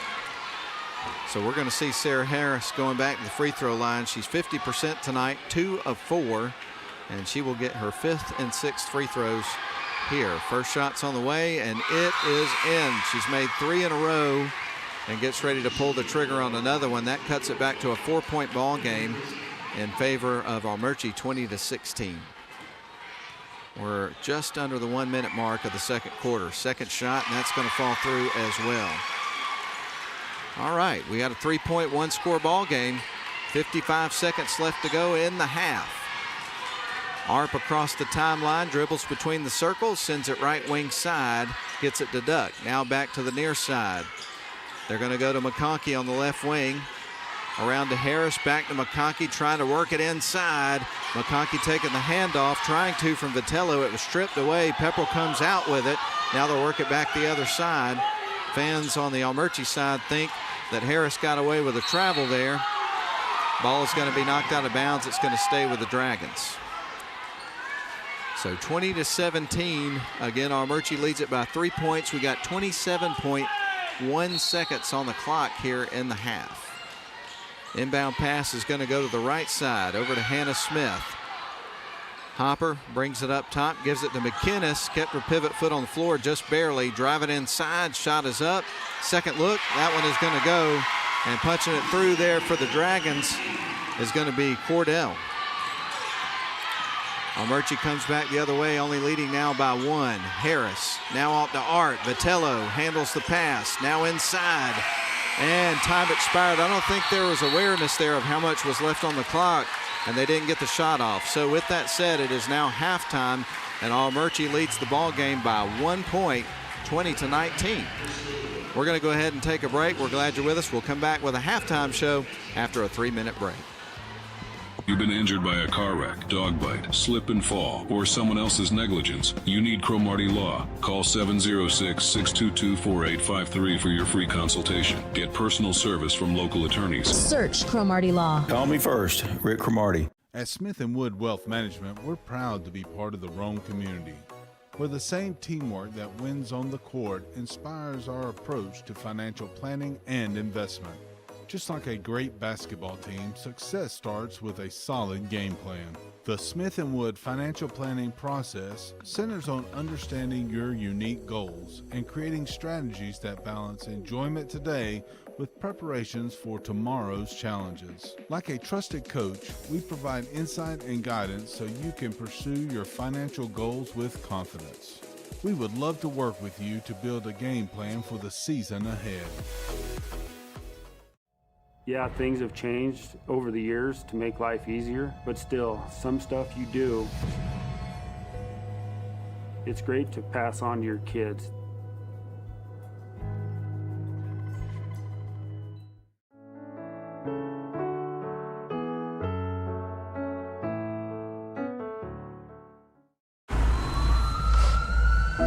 If you ever find yourself moving through these doors, we're gonna take care of you. If you ever hear these sounds or see these lights, may you find our caring team of ER experts all around you. This is the human spirit at its best. Advent Health. Feel whole.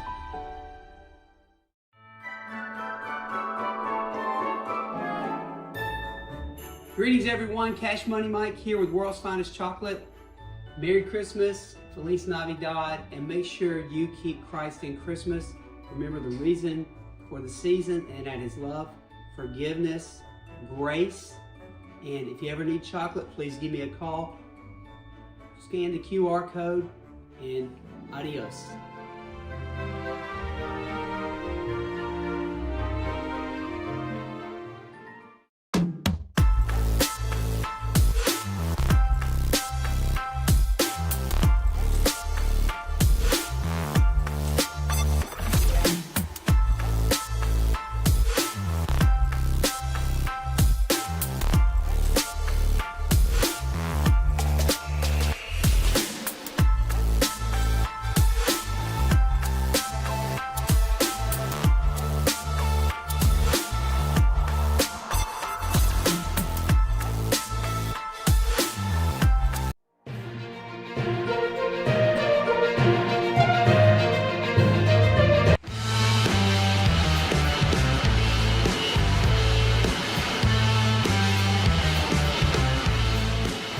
Everybody, we're on the hill tonight at Shorter University inside the Winthrop King Center and enjoying the gold ball round for the girls bracket here for the 72nd annual Rome Seven Hills Rotary Christmas Basketball Tournament, and we're very glad to be with you. And at halftime right now, Armuchee maintains a narrow lead, 20-19, that if you're watching on the video, you see on the scoreboard right now.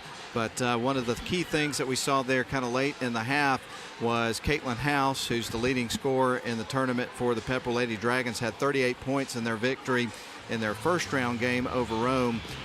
She went down with a shoulder injury, it looked like, and they're working on her, I presume, probably trying to get her taped up and whatnot and assess the situation, see if she'll be able to go in the second half. We did not see her again when she went down for the remainder of that second quarter, but we'll see what that looks like coming out of the break, Grayson. Yeah, and there was only a few, I think when that happened, maybe a minute 30 left, so probably better to keep her out for that quarter, even if she was able to go, just because, you know, that shoulder injury, it didn't look good from our angle. She kind of fell on it really awkwardly, and she was down for a little bit. And those shoulder injuries are, they certainly don't feel the best and keep you out for a certain duration of time, just because, you know, especially because it's in her shooting arm. So it, you know, not the greatest thing to see. Whether you're Armuchee or Pepperell, you hate to see it. Well, Grayson, we saw a lot of ebb and flow, if you will, there between the first and second quarters. I'll illustrate that when we break down the scoring here. But in the first quarter, Armuchee jumped out to a 14-5 lead by the end of that quarter.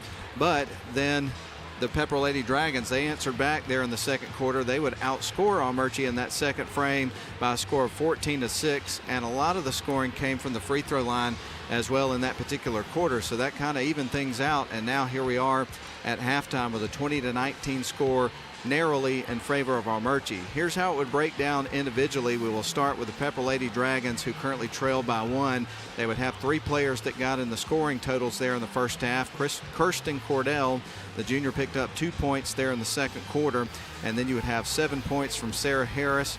4 of her 7 points came from the charity stripe. She knocked down 4 free throws in a row there in the second quarter, and then Caitlin House was the leading scorer for the Dragons there in the first half with 10 points. As a matter of fact, she led all scorers in the basketball game. Meanwhile, on the other side, the Armuchee Lady Indians, they would have 5 players that got in the scoring totals there in the first half.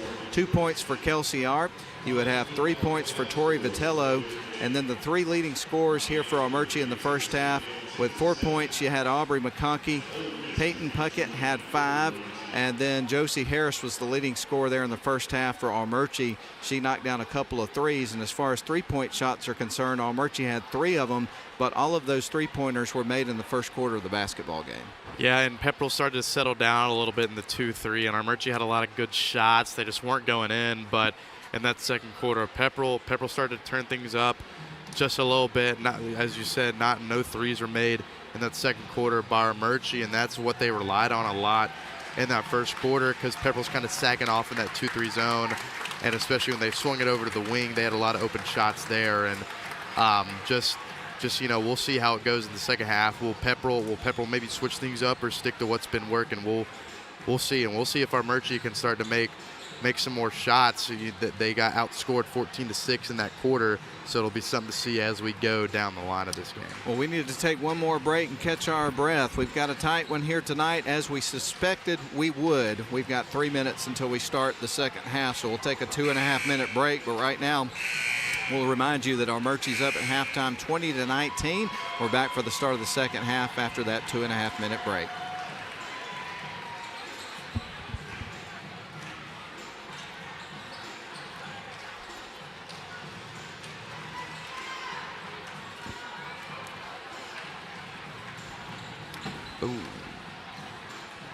If you've been injured by a car wreck, dog bite, slip and fall, or someone else's negligence, you need Cromartie Law. Call 706-622-4853 for your free consultation. Get personal service from local attorneys. Search Cromartie Law. Call me first, Rick Cromartie.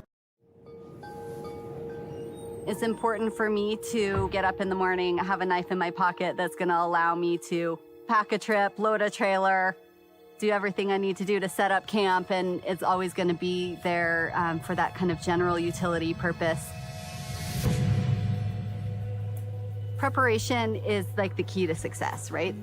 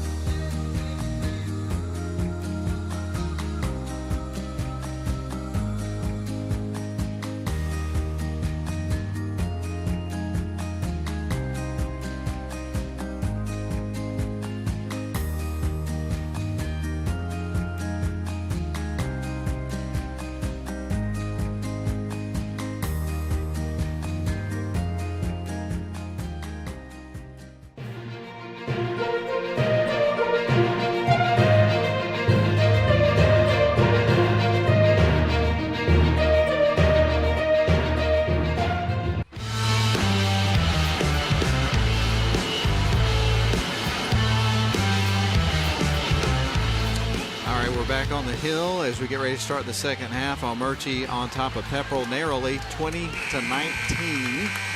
As time expires of our halftime period, just about ready to go. We do want to let you know that video sponsors tonight. Well, presenting sponsors Cromartie Law. Replay is brought to you by Smith & Wood Wealth Management.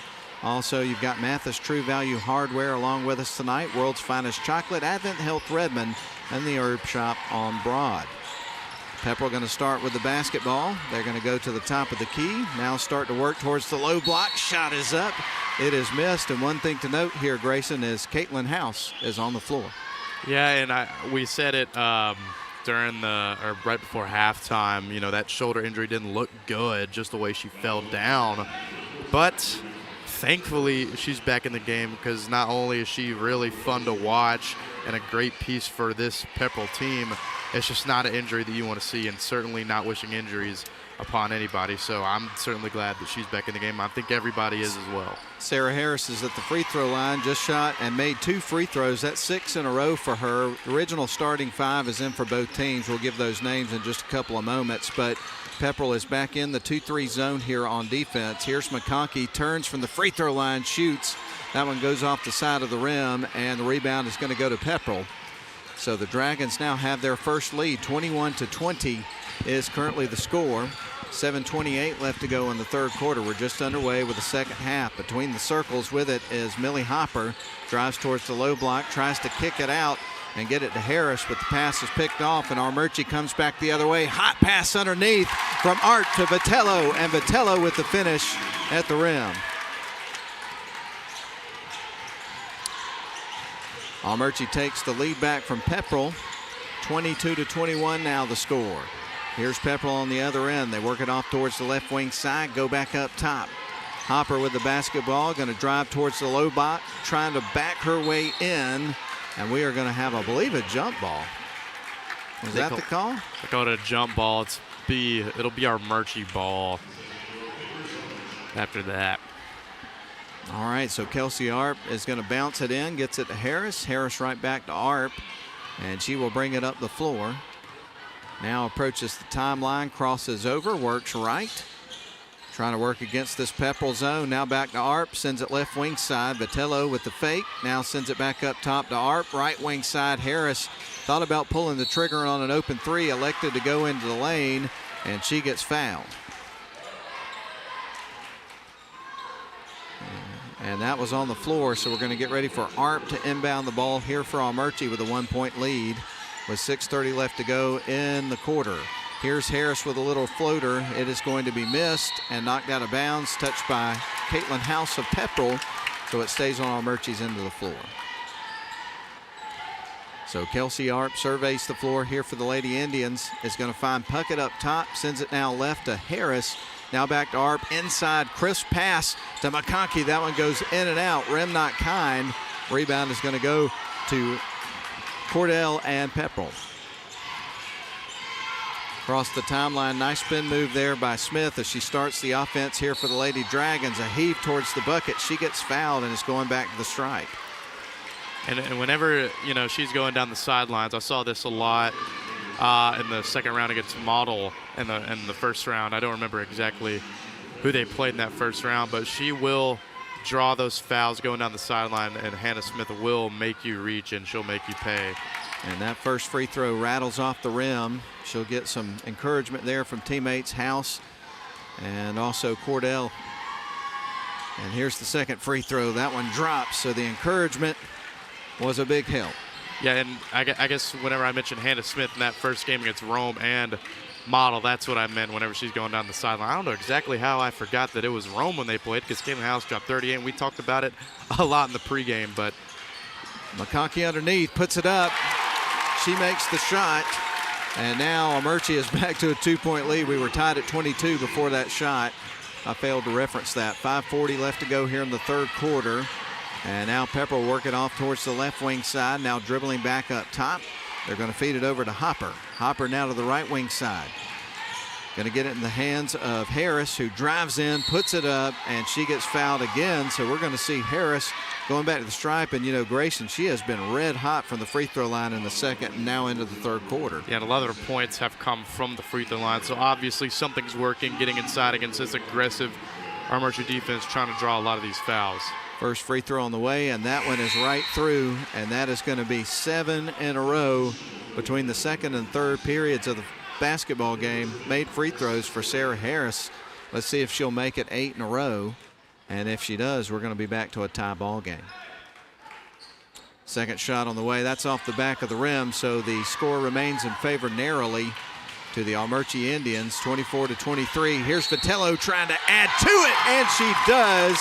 Gets it to roll in underneath, gets the foul as you could hear the whistle. And now it's going to the stripe for a three-point opportunity. And what a good pass on that cut. Vitello just striking down near there, and Kelsey Arp just finds it right at the free throw line. And good finish through contact by Vitello. Shot is through, converts the three-point play, and now Armuchee's back to a 27-23 lead. And checking into the game for Pepperell is going to be Gloria McGinnis. So a little bit of pressure coming here for the Armuchee Indians. And House has got the ball, going to dribble across the timeline with it, streaking down the far sidelines, goes in from the free throw line off the side of the rim. It won't go. And the whistle is going to go against the Dragons. Did they get Hopper on that one? They got Sidney Evans on that. I think that was over the back. Across the timeline goes Arp here for Armuchee. Works her way towards the right wing, now towards the baseline. Kicks out wide open three for Harris, and she drills it. What a pass there from Arp. And we didn't talk about this in pregame, how good of a passer she is. She can see people open from a mile away and feed it right through a needle, and that was a cross court. That's a hard pass to make off one leg on the baseline. Evans puts up the shot, and that one is through. That was a nice feed from Millie Hopper. And Evans getting the finish there. 30-25 your score. Armuchee on top by 5. Here's Arp with it. She starts to work, but shuffled her pivot foot as she started to make her move. And right in front of the official. So Grayson, this is coming back to Pepperell. Taking a look at this pass again off the baseline. That's a deep 3-2. That's beyond the college line, just right through the net. Wow, what a shot.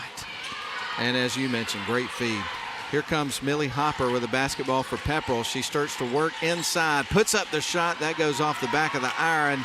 Arp is there and gets the rebound. She's across the timeline working quick, gets it to Vitello, trying to pass it inside. The pass was blocked by House. Here's Harris for three and knocks down another one. 2 in a row for Harris. Can't leave her open.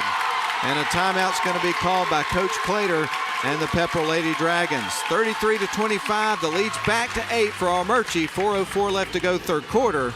We're back in 30 seconds. I get ready for a long-range trip by finding inspiration to begin with. Where do I want to go and why?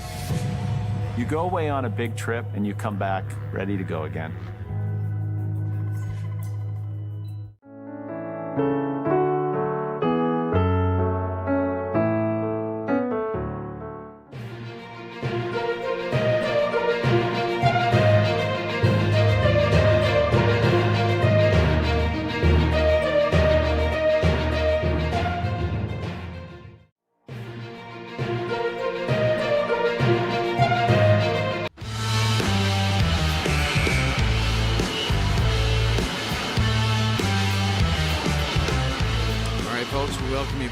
Inside the Winthrop King Center up on the hill at Shorter University, 72nd annual Rome Seven Hills Rotary Christmas basketball tournament. And I certainly would be remiss if I did not take this opportunity here to wish everybody a Merry Christmas. Hope the holiday season has been good for you so far, and hope it continues to be, and that you have a wonderful time with friends and family and enjoy yourselves. Pepperell with the basketball right now, trailing by 8 points. Let's see what they can do out of the timeout. Right now with the basketball is Smith, trying to dribble around Puckett. Gives it off to House. House with the ball, going to dribble back around a screen set by Evans. House with it, still dribbling. Now spins, puts up the shot. That one is going to rattle through. They needed that one. That's going to cut it to a 6-point game, 33-27. Armuchee on top with 3:30 left to go here in the third quarter. Now the left wing side, they get it into the corner to Harris. She's knocked down 2 threes on the last couple of Armuchee possessions. This time it's Arp, and that one kind of sails to the right on her a little bit and goes out of bounds, so it's coming back to Pepperell. We can finally, well, not finally, but we're now seeing Armuchee find some success going against this 2-3 zone, because in that second quarter they're missing a lot of shots, got outscored 14-6, but now they're making their shots and really making Pepperell work on defense. McGinnis with the basketball, gets it to Evans. Evans being guarded by McConkey, going to try to back her way in, shakes off the defender, puts up the shot. It is too strong though. Arp's got the rebound, wants to work quick, spins around into the lane, puts it off the glass. Nifty move, but didn't get the finish. Here comes House. It's Pepperell with the basketball down to the low block. Little runner and through. What a shot by Caitlin House. There's just nothing you can do about that. That was good defense. Put her hands up. But Caitlin House, just a tremendous shot maker. Just there's nothing you can do about that in that situation other than just hope and pray it doesn't go in. And a timeout's going to be called by Coach Arp of Armuchee. 2:33 left to go in the third quarter. The lead after that shot from House is cut back to 4. It's 33-29 in favor of Armuchee over Pepperell. We're back for more after a 30-second break. If you ever find yourself moving through these doors, we're going to take care of you. If you ever hear these sounds or see these lights, may you find our caring team of ER experts all around you. This is the human spirit at its best. Advent Health. Feel whole.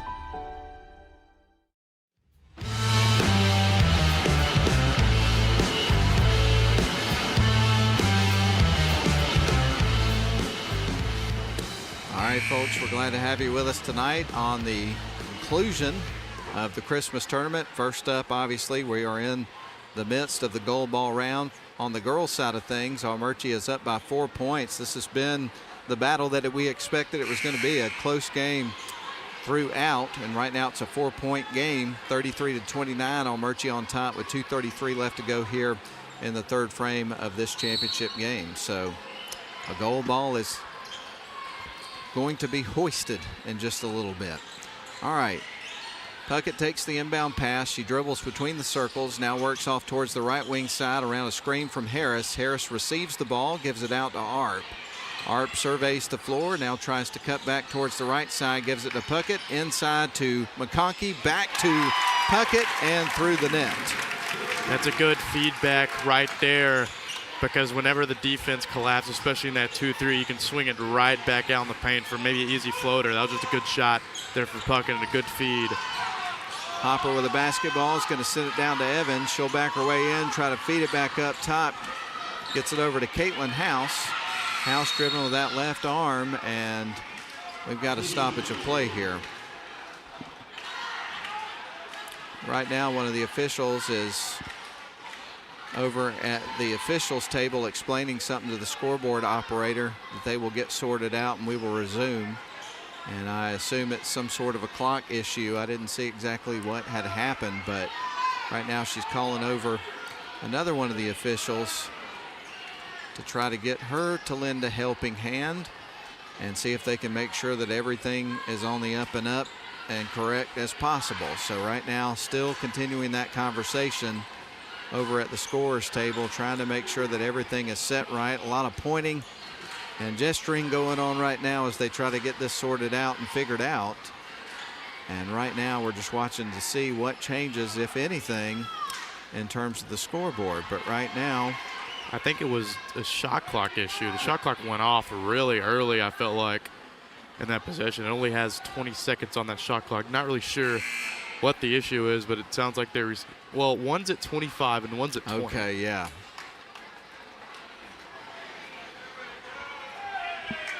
One's all now, right, now they've there. got it.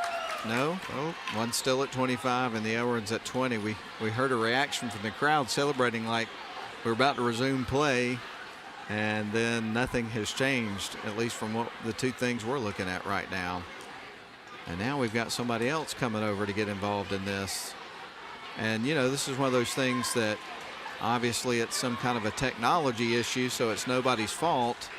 But you sure hate to see these kind of stoppages in play and things of that nature that are not really a part of the flow of the game interrupt the rhythm of how this ball game is going. So now we're going to get some music on the PA, and I'm not sure how long it's going to take for them to get this sorted out. But just to kind of bring you up to speed on where we are, if you happen to be just tuning in, as each team goes to their respective coaches and bench, have a little bit of conversation and take advantage of this timeout here to discuss strategy when we finally resume play, which right now we don't really know when that is going to be. It looks like it may be a little bit, but right now, just to let you know, Armuchee's got the lead. They are up 35-29. We've got 2:01 left to go in the third quarter. We were running a bit behind when this game started, and now we're having some issues here with the shot clocks.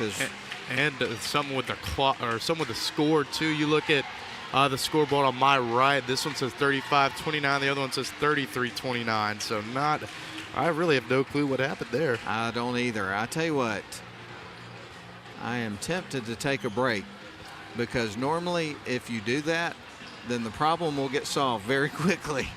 Because as soon as I take a break, I promise they will start playing. So I'm a little hesitant to do it, but maybe I should do that to give them the broadcaster's curse of taking said break, and then it'll make things work for the greater good here. But we're glad you're with us for live coverage of the 72nd annual Rome Seven Hills Rotary Christmas Basketball Tournament. Matt Davis and Grayson Atkins with you tonight as they continue to try to work on the scoreboard. And as Grayson has aptly pointed out, you got a situation here where you've got one score on one scoreboard. To my left, you see that the score shows 33-29, but to our right, it shows 35-29. And then one of the shot clocks says 25, and the other one says 20. So I can honestly say that I have never seen anything quite like this ever before, and I've been doing this for a long time. I haven't either, and we even have Mr. Patterson down there trying to figure it out. And meeting of all sorts of minds. And Mr. Patterson, the owner of Northwest Georgia Media, is an engineer by trade. And I'll tell you what, if there's a problem, he'll solve it. Yeah, I remember yesterday. He's a problem solver. He sure is. I got here yesterday and couldn't exactly figure out the soundboard, and he immediately came down and helped me figure it out. So if you have any technology needs, I don't blow him up, but don't blow him up. He'll solve it for sure. He'll appreciate that comment. He'll solve it for sure. Now Mr. Patterson is on his own screen here, and he's usually a behind-the-scenes guy, so it's going to be interesting to see what his reaction to that is, because I think he kind of likes to be behind the scenes for the most part. There's one half of the problem solved. Both shot clocks are the same. I will say this, though. I think it's safe to say that we can take a break, so we're going to do that. What's that? I said, yeah, let's go. I thought you said it was going. I was like, okay, well, that did it. All right, well, let's go ahead and step out for 1 minute, and as they continue to sort this out, 1 minute break down the line. We'll be back here for more coverage of the Christmas tournament.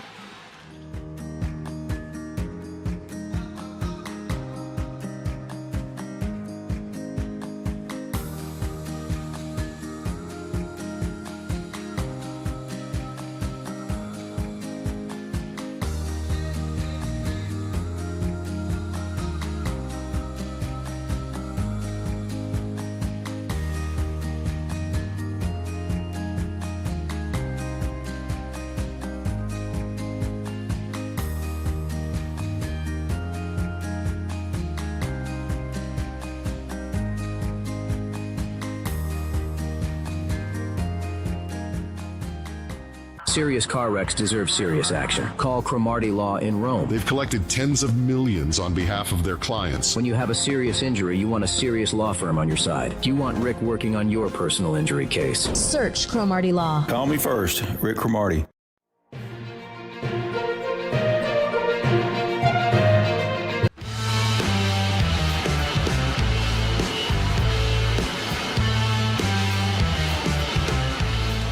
The funniest thing, but we took the break, and there for a second it looked like as soon as we hit play on that commercial break that they had it fixed.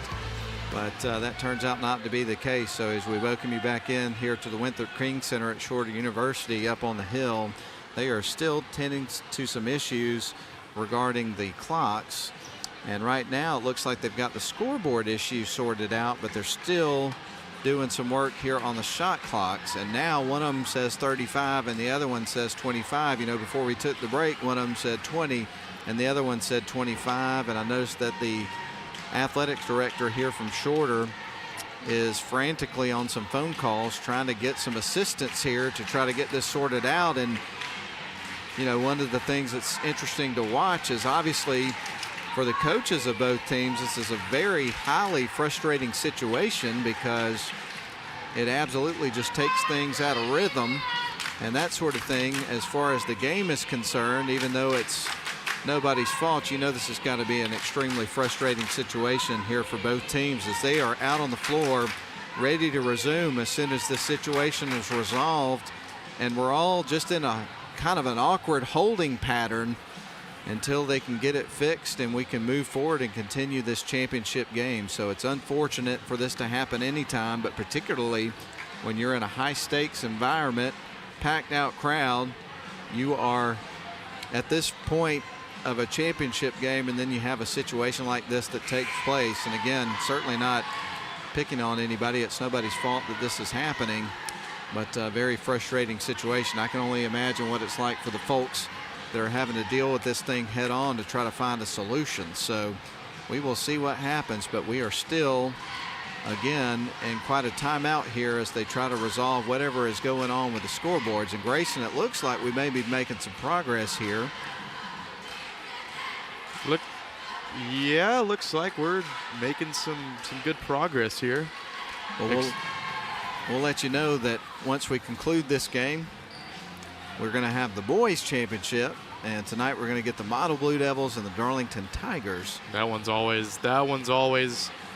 to be a fight for sure. We saw it last year. That game's certainly going to be a fight. And what a way to cap it off, especially in those games.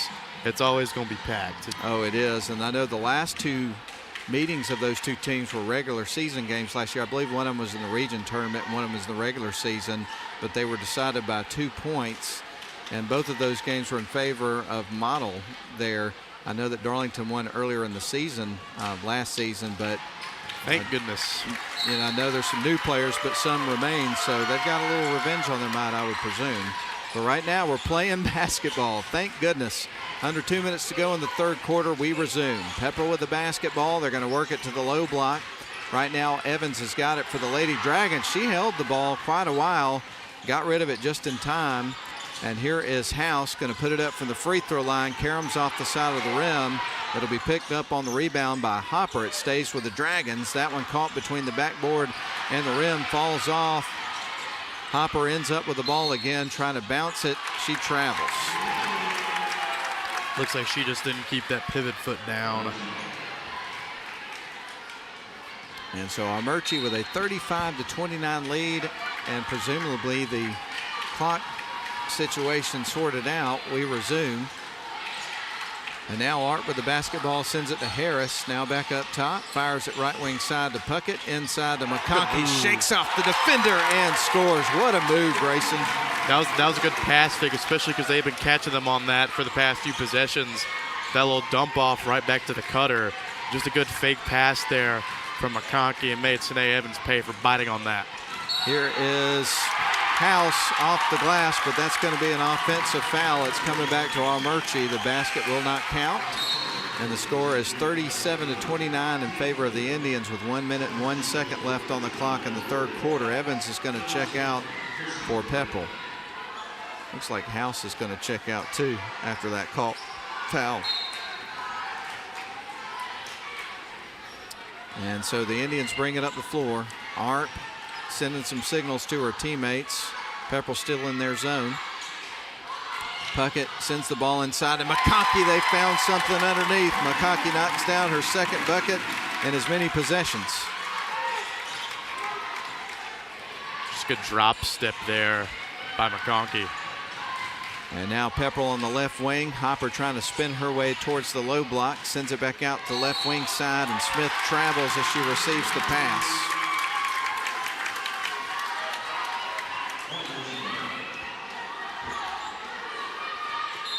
And so Harris to send it inbounds here for Armuchee. They'll bring it out of the backcourt.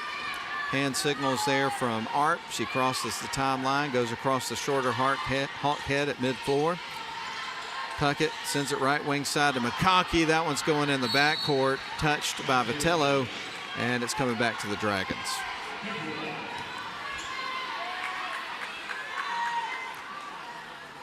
Well, Grayson, who you got, the Dukes or the Ducks tonight? You know what? Give me the ups. I'm just joking. Obviously, Oregon. I think these games are pointless just because, I mean, go ahead. Well, the shot was missed, and there was a foul called, so we've got McGinnis going to the free throw line. So free throw shots forthcoming here for Pepperell as they try to claw their way back in this game. They all of a sudden find themselves with their biggest deficit down by 10. She knocks down a free throw. That helps as they start to try to climb back in this one. To answer your question, I have Oregon, and I'm not going to go on an Ian Griffin rant about why I think Group of 5 teams shouldn't be in the playoff, but that's a different story for a different day. Shout out Ian. I love hearing his football takes. Maybe he's watching right now. Who knows? Here's McGinnis on the second shot. That one goes off the side of the rim. Rebound picked up by Duck. She gets fouled immediately by Cordell. So Kristen Cordell charged with the foul, and we're going to see Armuchee go to the free throw line here in just a couple of moments. It's going to be Bella Duck at the charity stripe for the first time of the ball game. So a couple of shots coming up for her. And the first one's on the way, and that one rolls around the rim about 2 or 3 times and then settled in to the basket. That was a pretty dramatic free throw right there, wasn't it? Yeah, that was pretty dramatic. I thought it was going to go out for a second just because the way the ball spanned, but it went in. Had a little English on it. Makes the second shot, makes them both. And so the score is now an 11-point lead for Armuchee, and we're almost done with the third frame. Here is Pepperell with the ball on the left wing side. Heaves a three-pointer. Didn't get the rim. It was caught in the air by McConkey. That's the end of the first quarter, and Armuchee takes an 11-point, 41-30 lead into the final 8 minutes of the championship gold ball game on the girls' side. We'll be back in 1 minute.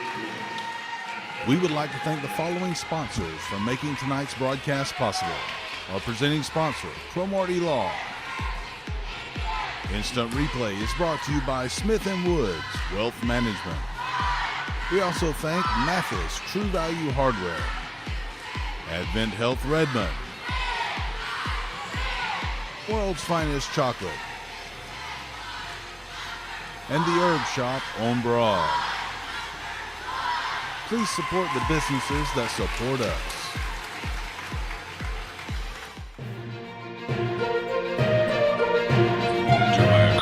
Dog bite, slip and fall, or someone else's negligence, you need Cromartie Law. Call 706-622-4853 for your free consultation. Get personal service from local attorneys. Search Cromartie Law. Call me first, Rick Cromartie.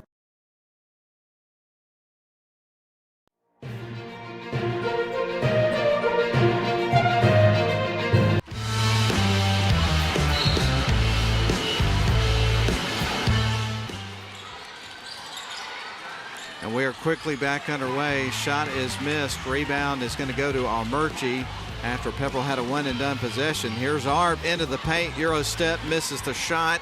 Ball loose on the floor, battled for and picked up by House. So the Dragons are going to try to bring it back the other way. Bit of pressure here from Armuchee, and it looks like Arp is going to get charged with a foul there. As going down to the floor was Millie Hopper.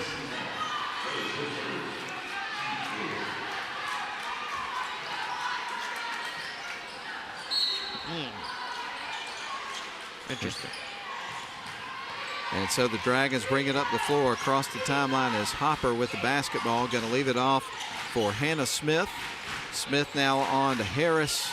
Harris with the basketball towards the low block. Spins around, shakes off the defender, puts up the shot, misses. Rebound. Well, a battle ensues, and it's going to ricochet out of bounds, coming back to Armuchee.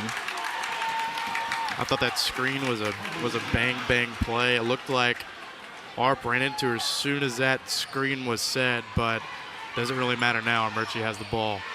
Armuchee outscored Pepperell in the third frame, 21-11. And now they're out to an 11-point, 41-30 lead. They led by 1 at halftime. Here's House with the basketball after the turnover. A heave towards the bucket and through. And I got to tell you, Pepperell needed that one in the worst way. That's 4 on Art, too.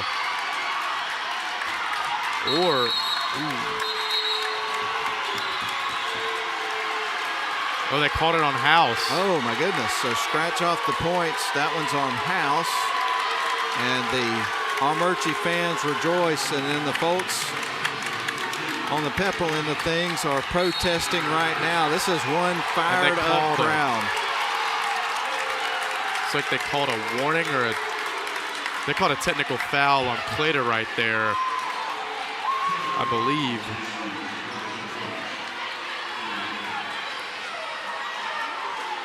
Yeah, they called a technical on Clater. A little bit of a heavy protest there from the Pepperell sideline. And now Armuchee will shoot some technical free throws. That's exactly right, and have possession of the basketball afterwards. So Kelsey Arp is at the free throw line here with a couple of shots forthcoming. Knocks down the first, gets ready for a second, and the score moves to 42-30. Biggest lead of the night here for the Lady Indians at a critical time. 7:02 left to go in the ball game. Second shot, and that one's going to rattle through. And Armuchee will get set to inbound the basketball now with a 13-point lead. Still a lot of basketball left to be played, though. Plenty of time here for this Pepperell team to try to battle back. Going to be a tough task, though, against this red-hot Armuchee team. All right, they get it to left wing side. Josie Harris with it. Harris going to fire it underneath, trying to get to Vitello. Another pass underneath, and we're going to have a jump ball. Possession arrow points in Armuchee's direction, so it's going to stay on this end. And you mentioned it's going to be tough for Pepperell to claw back into this game just because Armuchee's finding ways to score inside against this 2-3, and oh my Art gosh. on the inbound pass. Here comes Puckett with the 3 ball. Misses the shot. Rebound goes to Vitello. Here's Art with the try. That one's too strong. A rebound from McConkey. Now back to Puckett. And right now Armuchee playing a little keep away. They're happy to take as much time as possible off the clock with a 13-point lead here in the fourth quarter. Here is Art. Fires it to the right wing side. Gets it to Puckett. Puts up the shot, and that one is through. It's going to be hard when Armuchee's getting a lot of offensive rebounds, and especially when they're making shots like that, and Pepperell having a hard time finding looks right now. Hopper spins her way into the paint, puts up the shot. Pepperell needed a bucket. Hopper provided it. That cuts it back to 13, 45-32. 6 minutes to go. Arp on the other end between the circles. Gives it over to Vitello. Now left wing side to Puckett. Now back up top. Going to go to McConkey. On to Harris. Harris tries to pass it deep into the corner to Art, but it was deflected out of bounds, I believe, by Sarah Harris of Pepperell. So it stays with the Lady Indians. Art looks around the floor. Now going to send it right wing. They're going to go down low to the low block with a pass to Vitello. Tries to kiss it off the glass. A little too much English. Goes off the front of the rim. Here is Art. She goes into the paint from the free throw line. Banks it in off the glass. Big time bucket from a big time player, Kelsey Art. 45-32, biggest lead of the night. 15 points here for Armuchee as they try to put it away. Scoop shot on the other end by Hopper. Here comes Vitello going coast to coast, drives in, puts it off the glass, gets the finish and the foul. Good way to finish through contact right there from Vitello.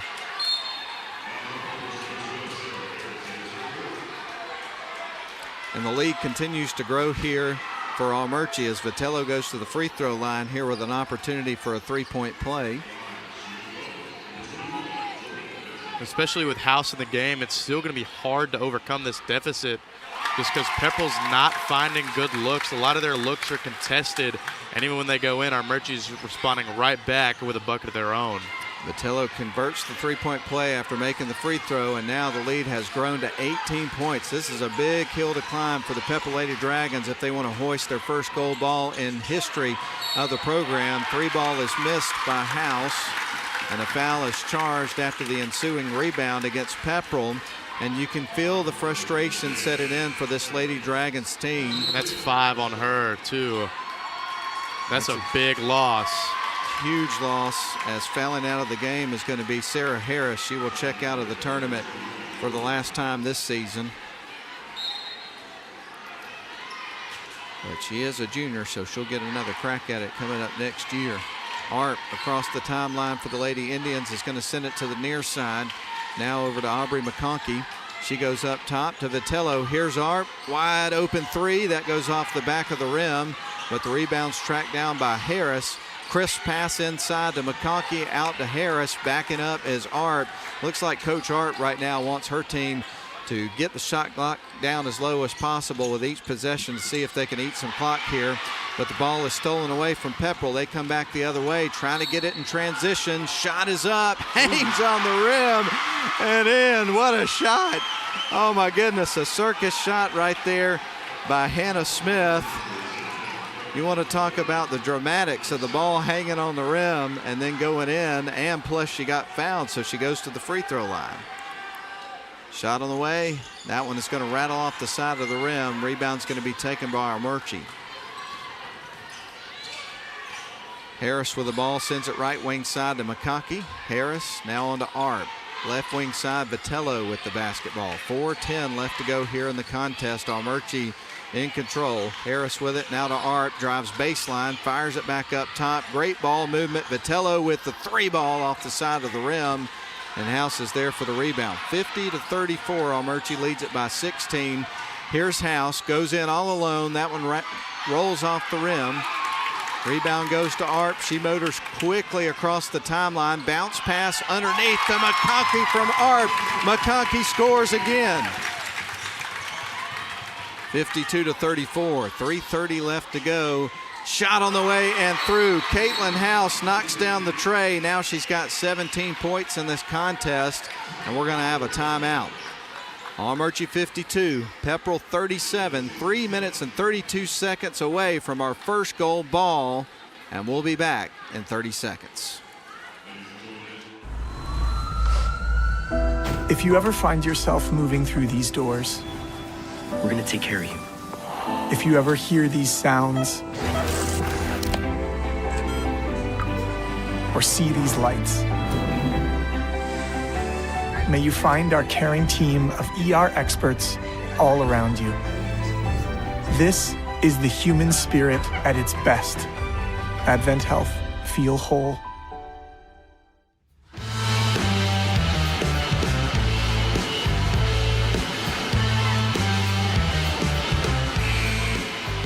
We've got 3 minutes and 32 seconds left of the gold ball round here in the girls' championship game. Right now, Armuchee looks to be in firm control of this basketball game. So if Pepperell's going to make a dramatic comeback, the comeback starts right now because they are running out of time.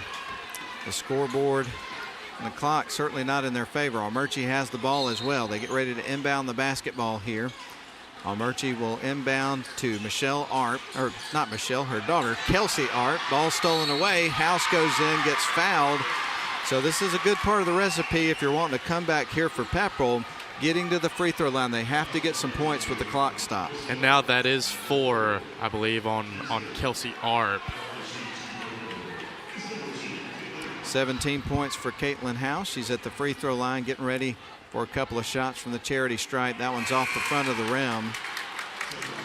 So one more coming up here. As you pointed out, Kelsey Arp is going to check out of the game. Getting some instruction there from her mom, the coach. Second shot coming up here from House. It's on the way, and it is through. She knocks it down. That makes it a 52-38 game with 3:28 left to go here in the game.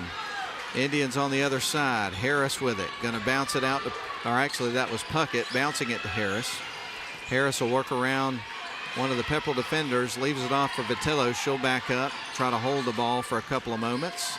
3:10 left to go on the clock, and a whistle and a foul is going to go against McGinnis of Pepperell. And Pepperell's going to bump the pressure up going back into a man. I don't think we've seen it all game. If it was really early in the first quarter. but they're going to amp up that defense, try to get a few possessions back, but you end up fouling, and they have 5 fouls. So Armuchee and their best shooters at the free throw line. Harris puts one up. That's off the back of the rim. It won't fall. As a matter of Harris, this is her first trip to the stripe tonight. And to your point on the shooting prowess, she's made 4 threes tonight, Grayson. Second shot is going to go. Look, I jinxed the first one by saying she's the best shooter. That she missed one, so. Well, she's still its best shooter on the floor, though. Pepperell across the timeline. They feed it out to Evans on the right wing side. She will try to back her way in, then feeds it back out to McGinnis. Heaves the three. That one's off the mark. Ball loose on the floor. Diving for it was Harris and also one of the Pepperell players. And we get a timeout here. And so we'll take it as well. 2:51 left to go in the game. Armuchee up 53-38 over Pepperell. And we will be back in 30 seconds. I get ready for a long-range trip by finding inspiration to begin with. Where do I want to go and why? You go away on a big trip and you come back ready to go again.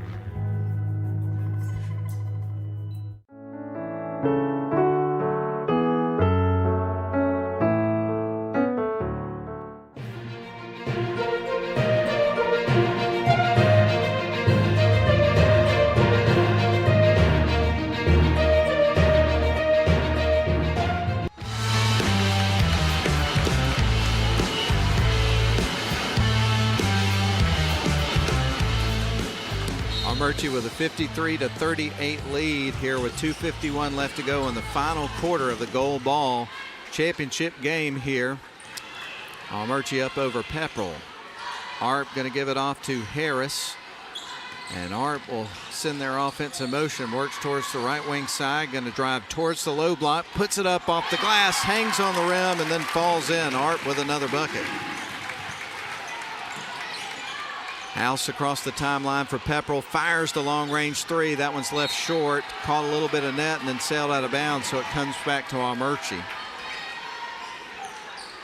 And right now, Pepperell's just in desperation mode, trying to get what they can.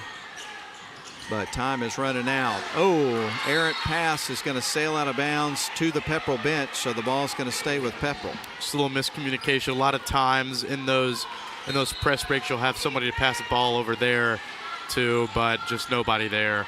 Inbound pass went from Smith to Caitlin House, and then Caitlin House was able to bank it in off the glass. So the score moves to 55-40, still a 15-point lead for Armuchee.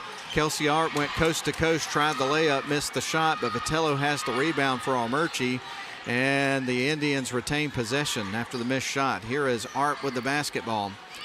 15 seconds remaining on the shot clock. We're officially under the 2-minute mark of this game. Again, Armuchee up by 15. Here's Arp trying to work around a screen, goes in, lays it up, couldn't get it to go. The putback, though, for Vitello is going to fall. Yeah, and Pepperell they just can't really get a defensive rebound against Armuchee. Armuchee has a lot of offensive rebounds in this game. Hopper with a scoop shot underneath, misses the shot. Rebound goes to McConkey, and Arp is going to bring it up the floor here for Armuchee. And they're starting to see that gold in their future at this point. Up 17 points. I don't think there's anything Pepperell can do mathematically in this one. Here is Puckett with the basketball, backs up between the circles, resets the offense. 15 seconds on the shot clock remaining. McConkey now to Vitello, now over to Harris. They'll keep it all the way down to the shot clock, bleed out as much time. We're officially under a minute to go. Here's Vitello, the scoop, misses the shot. Ball poked out of bounds by Pepperell. It stays with Armuchee. The ball did hit the rim, so we're going to have a fresh shot clock here for the Lady Indians. And as you said, there's really nothing they can do mathematically with a 17-point deficit with 55 seconds left. I don't think we're going to see a Tracy McGrady performance in this one. Harris takes the inbound pass. I don't see, well, Kelsey Arp now with the ball. We're at a capacity crowd, no doubt, now at the Winthrop King Center. Great atmosphere here tonight in this ball game. And Armuchee with the basketball, and there is a foul that's going to be against Hannah Smith. Just trying to chew some clock a little bit, trying to get a possession back for Pepperell. but I think me and you agree it's kind of too little too late. Yeah, 42.4 seconds on the clock. Art, with not a lot of pressure on that shot, is able to knock down another free throw. She is now 3 of 4 from the charity stripe with another one coming up. This is her 5th attempt from the line. Second shot from this pair is through. She's made 4 free throws here in the fourth quarter alone. And now that brings the lead to 19, 59-40. 38 seconds left to go in the ball game. Pepperell with the basketball. House has got it. Now starts to work inside, spins around, puts up the shot, and that one is through as she pads the stat sheet there. She's had a pretty darn good game, especially considering the fact that she's playing with an injury for a good part of the game. And Art now with the ball. The fans are on their feet in blue, and she will have the opportunity here to dribble out the remaining seconds with a great big smile on her face. And ladies and gentlemen, the Armuchee Lady Indians have officially won the gold ball here in 2025, breaking a streak that dates back to 2001. The Lady Indians win their first gold ball since 2001 and ends the drought of 24 years. So congratulations to Michelle Arp and the Lady Indians. They are the winners of the first gold ball, awarded tonight by a final score of 59-42 over the Pepperell Dragons. My goodness, what a victory for the Armuchee Lady Indians tonight. Yeah, what a great win. They took advantage early. You know, we saw a lot of energy being played. We saw the pressure, and especially when they were playing against that 2-3 zone, they were dicing it up for the majority of the game, and it wasn't until the Pepperell went to a man defense. It was kind of too little, too late. They're already in foul trouble. You know, it was just a really good effort going against this, and Pepperell just couldn't get it done tonight, even with the Caitlin House. We're about to have the presentation of the gold ball here momentarily, although we're going to have to take a break here in a couple of moments so that I can have a few minutes to total up the scorebook. But we'll go ahead and take a break. They may stick with it on the video side. Well, no, let's keep it here so we can hear the celebration. They have now got the gold ball. And tell you what, that is a fired up group of Armuchee Lady Indians as they celebrate the victory. I think it's shiny, too. With their head coach. It is very shiny. I think it feels a little extra shiny this year. I don't know what it is. Gets a little shinier each year, perhaps. But nonetheless, again, congratulations to Coach Arp and the Armuchee Lady Indians, their first gold ball since 2001. We're going to take a break. We'll be back in 3 minutes to wrap up the girls' championship game and set the stage for the boys. Coming up in just a little bit, it is going to be the Model and Darlington boys coming up for the boys' championship. We're back in 3 minutes. You've been injured by a car wreck, dog bite, slip and fall, or someone else's negligence. You need Cromartie Law. Call 706-622-4853 for your free consultation. Get personal service from local attorneys. Search Cromartie Law. Call me first, Rick Cromartie. At Smith & Wood Wealth Management, we're proud to be part of the Rome community, where the same teamwork that wins on the court inspires our approach to financial planning and investment. Just like a great basketball team, success starts with a solid game plan. The Smith & Wood financial planning process centers on understanding your unique goals and creating strategies that balance enjoyment today with preparations for tomorrow's challenges. Like a trusted coach, we provide insight and guidance so you can pursue your financial goals with confidence. We would love to work with you to build a game plan for the season ahead.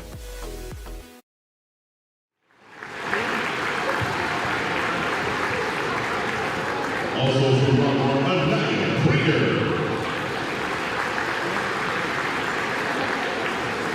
From Model, Kim Sanders.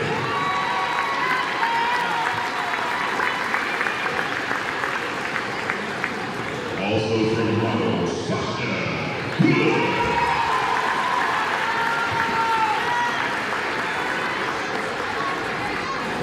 And from our team, Tori Benson.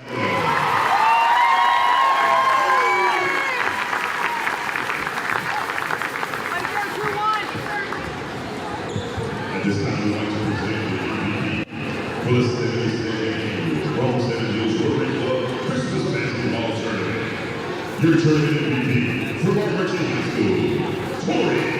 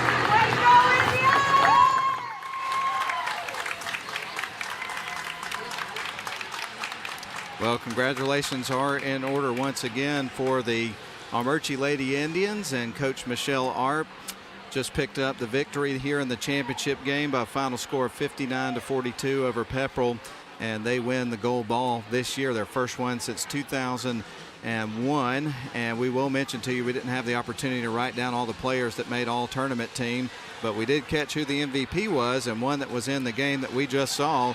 It was Tori Vitello of the Armuchee Lady Indians winning the tournament MVP. So congratulations to her on that honor. Well, let's break down the scoring from the game. We're going to start by looking at it quarter by quarter. By the end of the first quarter, Armuchee put together a 14-5 lead. It was a tale of two quarters when we got to the halftime because Pepperell had cut it to a one-point game by the time they went to the locker room.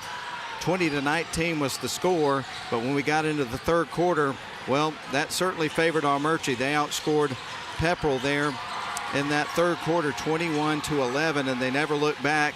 They would outscore Pepperell in the fourth quarter 18-12 and would eventually win the game again by the final score 59-42. As far as individual efforts, as far as scoring is concerned, you'd pick up 4 points from Hannah Smith, 2 points for Millie Hopper, 1 for Gloria McGinnis, 2 apiece for Kirsten Cordell and Evans.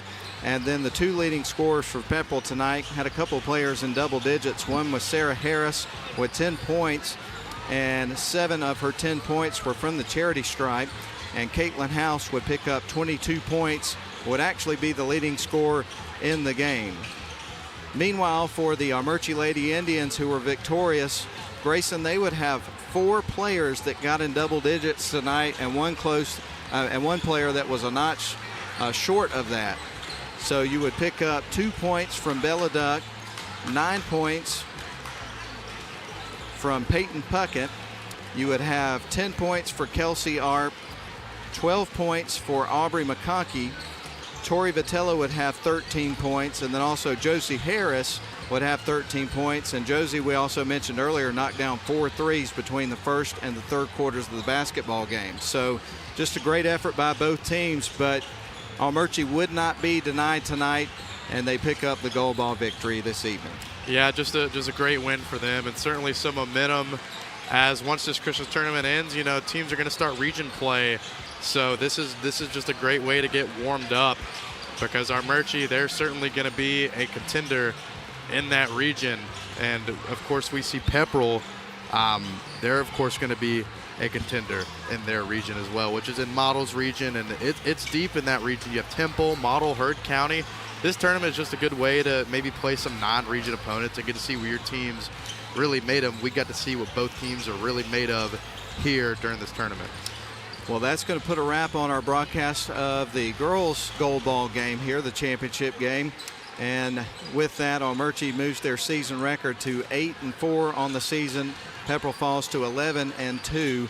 And man, what an enjoyable basketball game that was. Well, what we're going to do is take a break here. I do want to recognize the crew before we wrap up this broadcast here, so don't take your headset off just yet.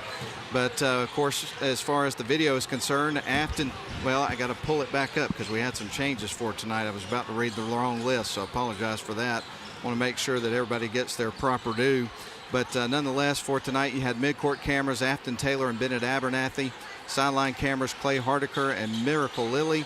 Replay was Nathan Patterson, Mike Garrett, the director. I'm Matt Davis with play-by-play, along my color commentator here for the first game, Grayson Atkins. It's great to see you, man. Merry Christmas to you and your family, and thank you. You did a great job tonight, sir. No problem. Merry Christmas to you as well. I'm sure I'll probably see you Wednesday for the Christmas Eve show we're going to have, but, you know, we'll see. Merry Christmas. And we'll also mention that Thomas Patterson is in for Levi on PTZ cameras tonight in the clutch there. So with that said, we're going to put a wrap on this particular broadcast, but we're going to get you ready for the boys game. It is going to be the Model Blue Devils and the Darlington Tigers. Sure to be some fireworks on that one. So don't go anywhere, everybody. We're going to get ready for a great one. So anyway, let's take a break. We're going to be back in 5 minutes to set everything up here for the boys matchup. We'll be back in 5 minutes.